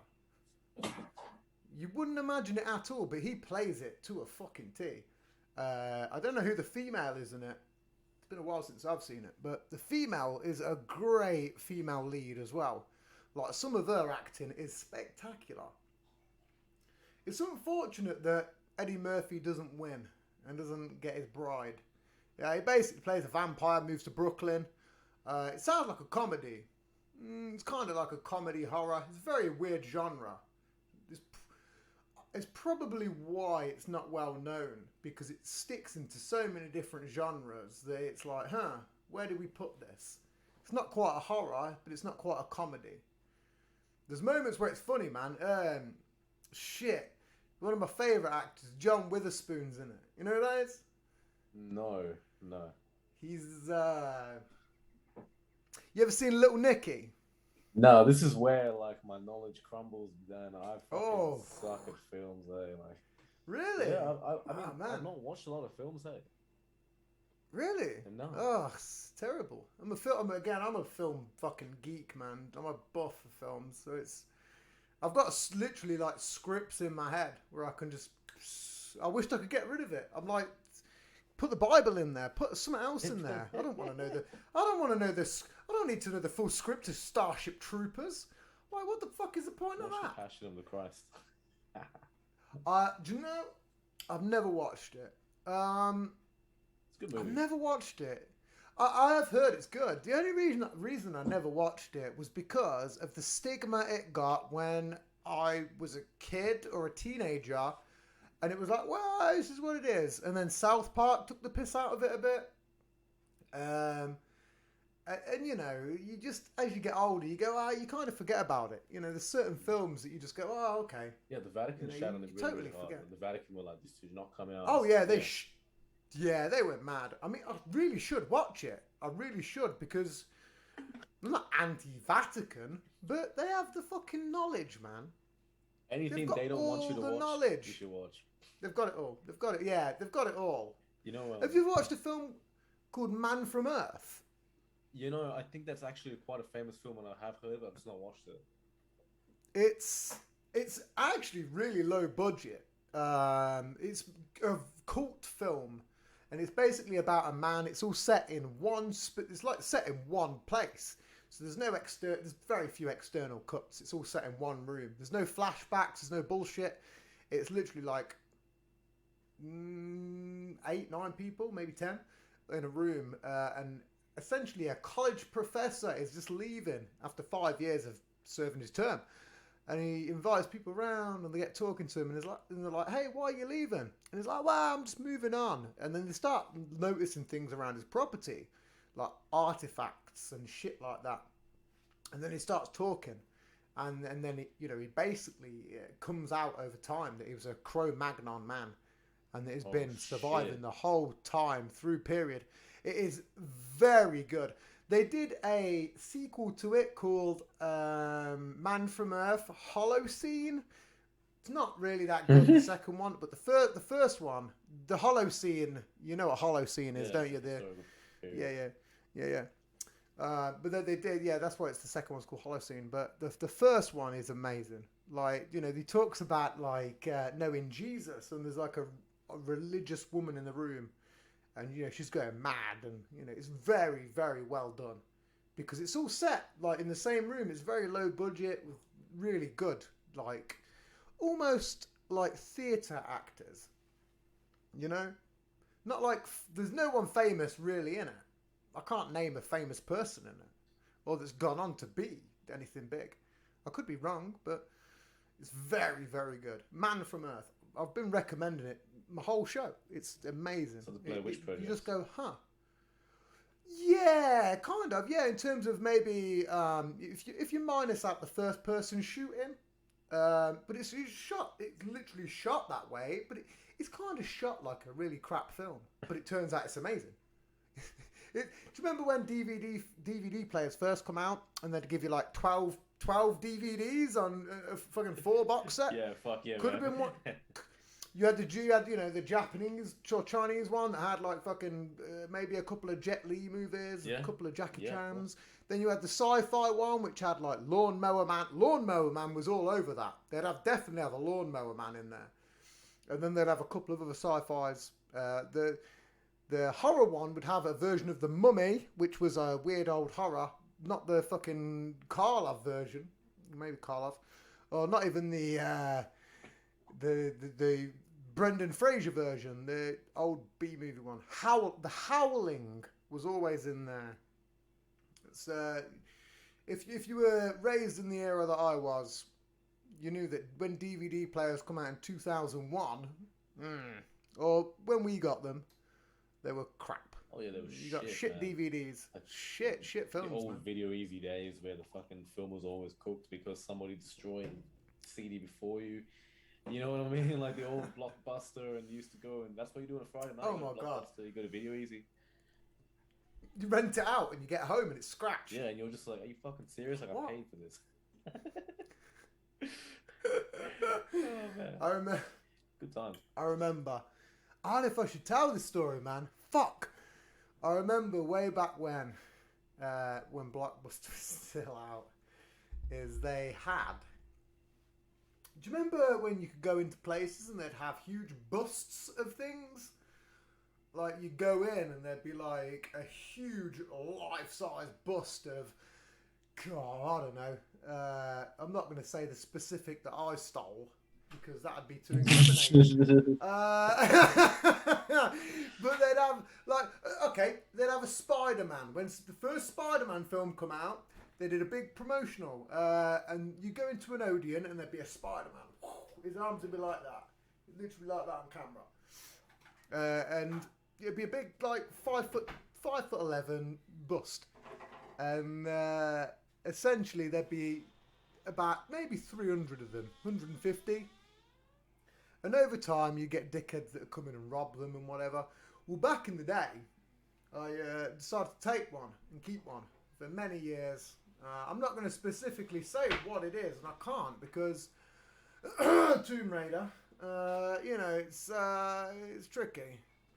But yeah, if you ever see a Tomb Raider bust floating about, it's could have come from me. So, A Tomb Raider bust. Man, yeah, people don't yeah, even yeah, know from what the- Tomb Raider is anymore. from the old 2000, it was from the 2001 film. It Angelina wasn't the Jolie. Cradle of Light.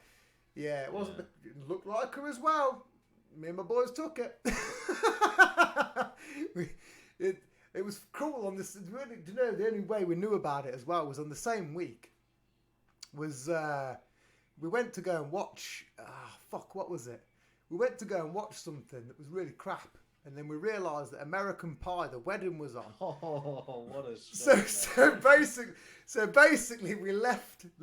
We bought tickets to see something. I can't remember what it was, and then we left and went to see American Pie, the wedding, and then we come out and seen this bust. And then as we seen this bust, I said, I'm going to come back for this next week. So, you know, that is what it is. It's crazy, man. You ever done anything like that? Like robbed a big, huge, crazy bust? No, Maybe a nothing Yoda like or that. something. A Yoda got stolen the other week, and I'm gutted. Someone stole a life-size bust of Yoda. I'm like, could have had that. Man, you just made me Could've think been of my the best old friend. days. Hey, like the old days of when you like hop to different movie theaters, and like American Pie, the wedding doing shit. I haven't thought about that for years. I used to love that show. Man. Crazy. American Pie Bandcamp was fucking awesome. Yeah. That show, man, was so good. They were great. They were so good. Blast from the I past. mean, do you know what's crazy? Is people keep talking. I mean, Joe Rogan says it a lot. It's like, you can't make films like that nowadays. No. Yeah, you can. You can. Of course you can, because we're all going to fucking love it. Like, it's such a weird statement to make. Of course you can. There's going to be a bunch of people that are going to complain. But that's going to be like 13% compared to, you know, the 70 fucking 7. You know, it's going to be a big percentage. It's going to be. We all love it. We all love obscene shit. Yeah, Deep down. we're humans, man. It's just, we are. It doesn't, the only difference is where it hits you personally. Do you know what I mean? Like, if again, man, I write jokes all the time. I never aim it specifically at any race, but myself. I take the piss out of myself a lot. Because I can take it on the chin. But there's some people out there that can't. And then, rather than take it on the chin, they go, I want my 2 minutes of fame and my 50 likes on Instagram or whatever. That's all it is, man. But when the shit really hits the fan, we all love it. We all fucking love it, man. It's just when we know we can take somebody down as a pack, we go, hey, we'll do this. Not me personally. Shit, I ain't taking nobody out. I'm all free this was speech. more real. Like back in the day, before social media, life was so real, dude. Like Just the sort of like hood stuff you used to do, man. Like, just go and hang out with your mates, and just do cool stuff, man. Like, you wouldn't be like looking at your phone all the time. You just go to the city, chill out, like just like actually live a life. Now, your mum would have to fucking call you to come in the house. Yeah, it's like, hey, you got to come in. literally. Like, for real. Like, she'd have to call you. If you didn't hear her, she'd be fucking phoning the police. Simple as that. And that was life. We never had phones, nothing. We just like, No. you just like call someone up Crazy. on your house phone and just be like, hey, I'm coming over. That's what you Yeah. want to be like. Not even that, man. Do you know what you do? You turn up there. If they weren't in, you go back Yeah, home. just fuck off. That's it. Yeah. You go, oh, they're not in. Oh, well, fucking that's my day ruined. Or you go looking for them. Like, you go, okay, I know where they might be. You go, 'cause again, man, I used to have a fucking group of fuckheads we'd all wreck around with. You go, okay, if you're not at home, I know you're going to be here, here, or here. And if you're not there, I don't know, you might be dead. Like, I don't know where you are. You could be on holiday or in the grave. But you're not on the radar. You know, it is what it is. It was a good day. It is what it is. Well, listen, man. This has been a very, very fun episode. I could keep it going consistently, but unfortunately, due to some homeward, inward complaints, I have to wrap up a minute, just because I need to sort my son out for bed, which is understandable. To be honest, I normally, again, the shows go or don't go as long as they can. Occasionally, normally I like to go 3 hours, and I like to make allowances for the 2 minutes plus all that bullshit. The 5 minutes I've had to cut out plus my 2 cigarette breaks. So I think we're good. I think, a cigarette and a spliff. I'm not going to lie. There's no point in lying to people. But yeah, it's been very, very fun, man. Again, this conversation goes where it goes. I wish we could always keep it to the track that it goes on, but it's so tricky. It's very tricky for a host who's trying to manipulate a family and alcohol and a conversation and technology and his own thoughts and the alien manipulation rays that are coming down and the 4G, 5G rays and the Loch Ness Monster coming at us. There's so much shit, they're all coming, always. There's a lot of it, there's so many. I was going to try and see how many I could keep going for then, but I'm not going to. This has been a very, very fun show, man. Again, I'd love to get you back on, man, all the time. I invite everyone that's come on my show to come back on, even just to chat shit. If you've just got like, hey, I've heard this conspiracy theory this week. You can just come on and just fucking bring it onto the table. That's what this is all about. It's about getting to know people, promoting whatever it is. Even if we spoke about it for 15 minutes out of the 3 hours. People get more background information out of you than what they'd ever get via a website, via text. They could just go and listen to this and they go, oh man, that's a really cool guy. His views are very mixed and broad. He's got multiple opinions on things. He's very intellectual. He's got an open mind. And that's you, my friend. You've shown up, you've brought the shit. Yeah, that's the thing, eh? Like, I just love talking about anything and everything. I always tell people, you can ask me anything, and I'll have something to give to it. Because, like, learning to me is like, I'm not like, just like reading books nonstop, but like, when I see something, like, I'll go, yeah, I think you know what I mean. Like, say you might be researching this history, then you go here and you go here. You'll just learn so much shit that you're just like, I get it now. Well, I mean, if I'd have had another, I don't know, can I do another 45? No, I probably couldn't, man. Like, I know it's late for you. I was gonna say we ain't even got into the secret societies yet. Jesus, oh, dude, there's so much on that. That's like a 5-hour topic for me, blimey. But no, but no, it's been lovely, absolutely fucking an absolute pleasure to have you on. Where can people follow you, my friend? You can find me Facebook, Instagram, LinkedIn, or my website. On Facebook, Instagram, and LinkedIn, or Facebook and Instagram, I am Mind Access Life Coaching. On LinkedIn, I'm just Geoff Seow, my name. And my website is mindaccesslifecoaching.com.au. And hit me up anytime. Send me a message. I just love chatting to anyone and everyone. I'm the same as Tim, like, I love talking. Like, people inbox me all day, every day. And I just chat. That's what I do. I love it. Well, that's what it's all about. Well, listen, this has been the Posthumous Podcast. We've been here today with Geoff Meows. I'm gonna call you Meows from now on. I'm gonna do it. Can I call you? Can I just call you Mr. Meows? It sounds like great. Oh, Mr. Miyagi. No, Mr. I'll end it on that because I'm not gonna repeat that because I'll get into trouble. No, I won't. All right, we've been here tonight with Mr. Miyagi. He's gonna teach me the wax on, wax off protocol off air. What was do you know? I don't know. What was the guy's name from the Gremlins? Did he have a name? You know, the old guy that he always reminded me of Mr. Miyagi. What was his name? Did he have a name? I don't remember that. There's so many like things from the past. Name. I feel like my brain is forgotten. Well, anyway, we've been here with the guy who's Mr. Miyagi, and you know, sounds Mogwise now apparently, according to me. This has been the Postman Podcast, folks. Been here tonight with Geoff Show, Seow, not Show, you son of a bitch. Ugh, Jesus. It's been the Postman Podcast, people. Thank you very much. Much love, and catch you next time. Thank you.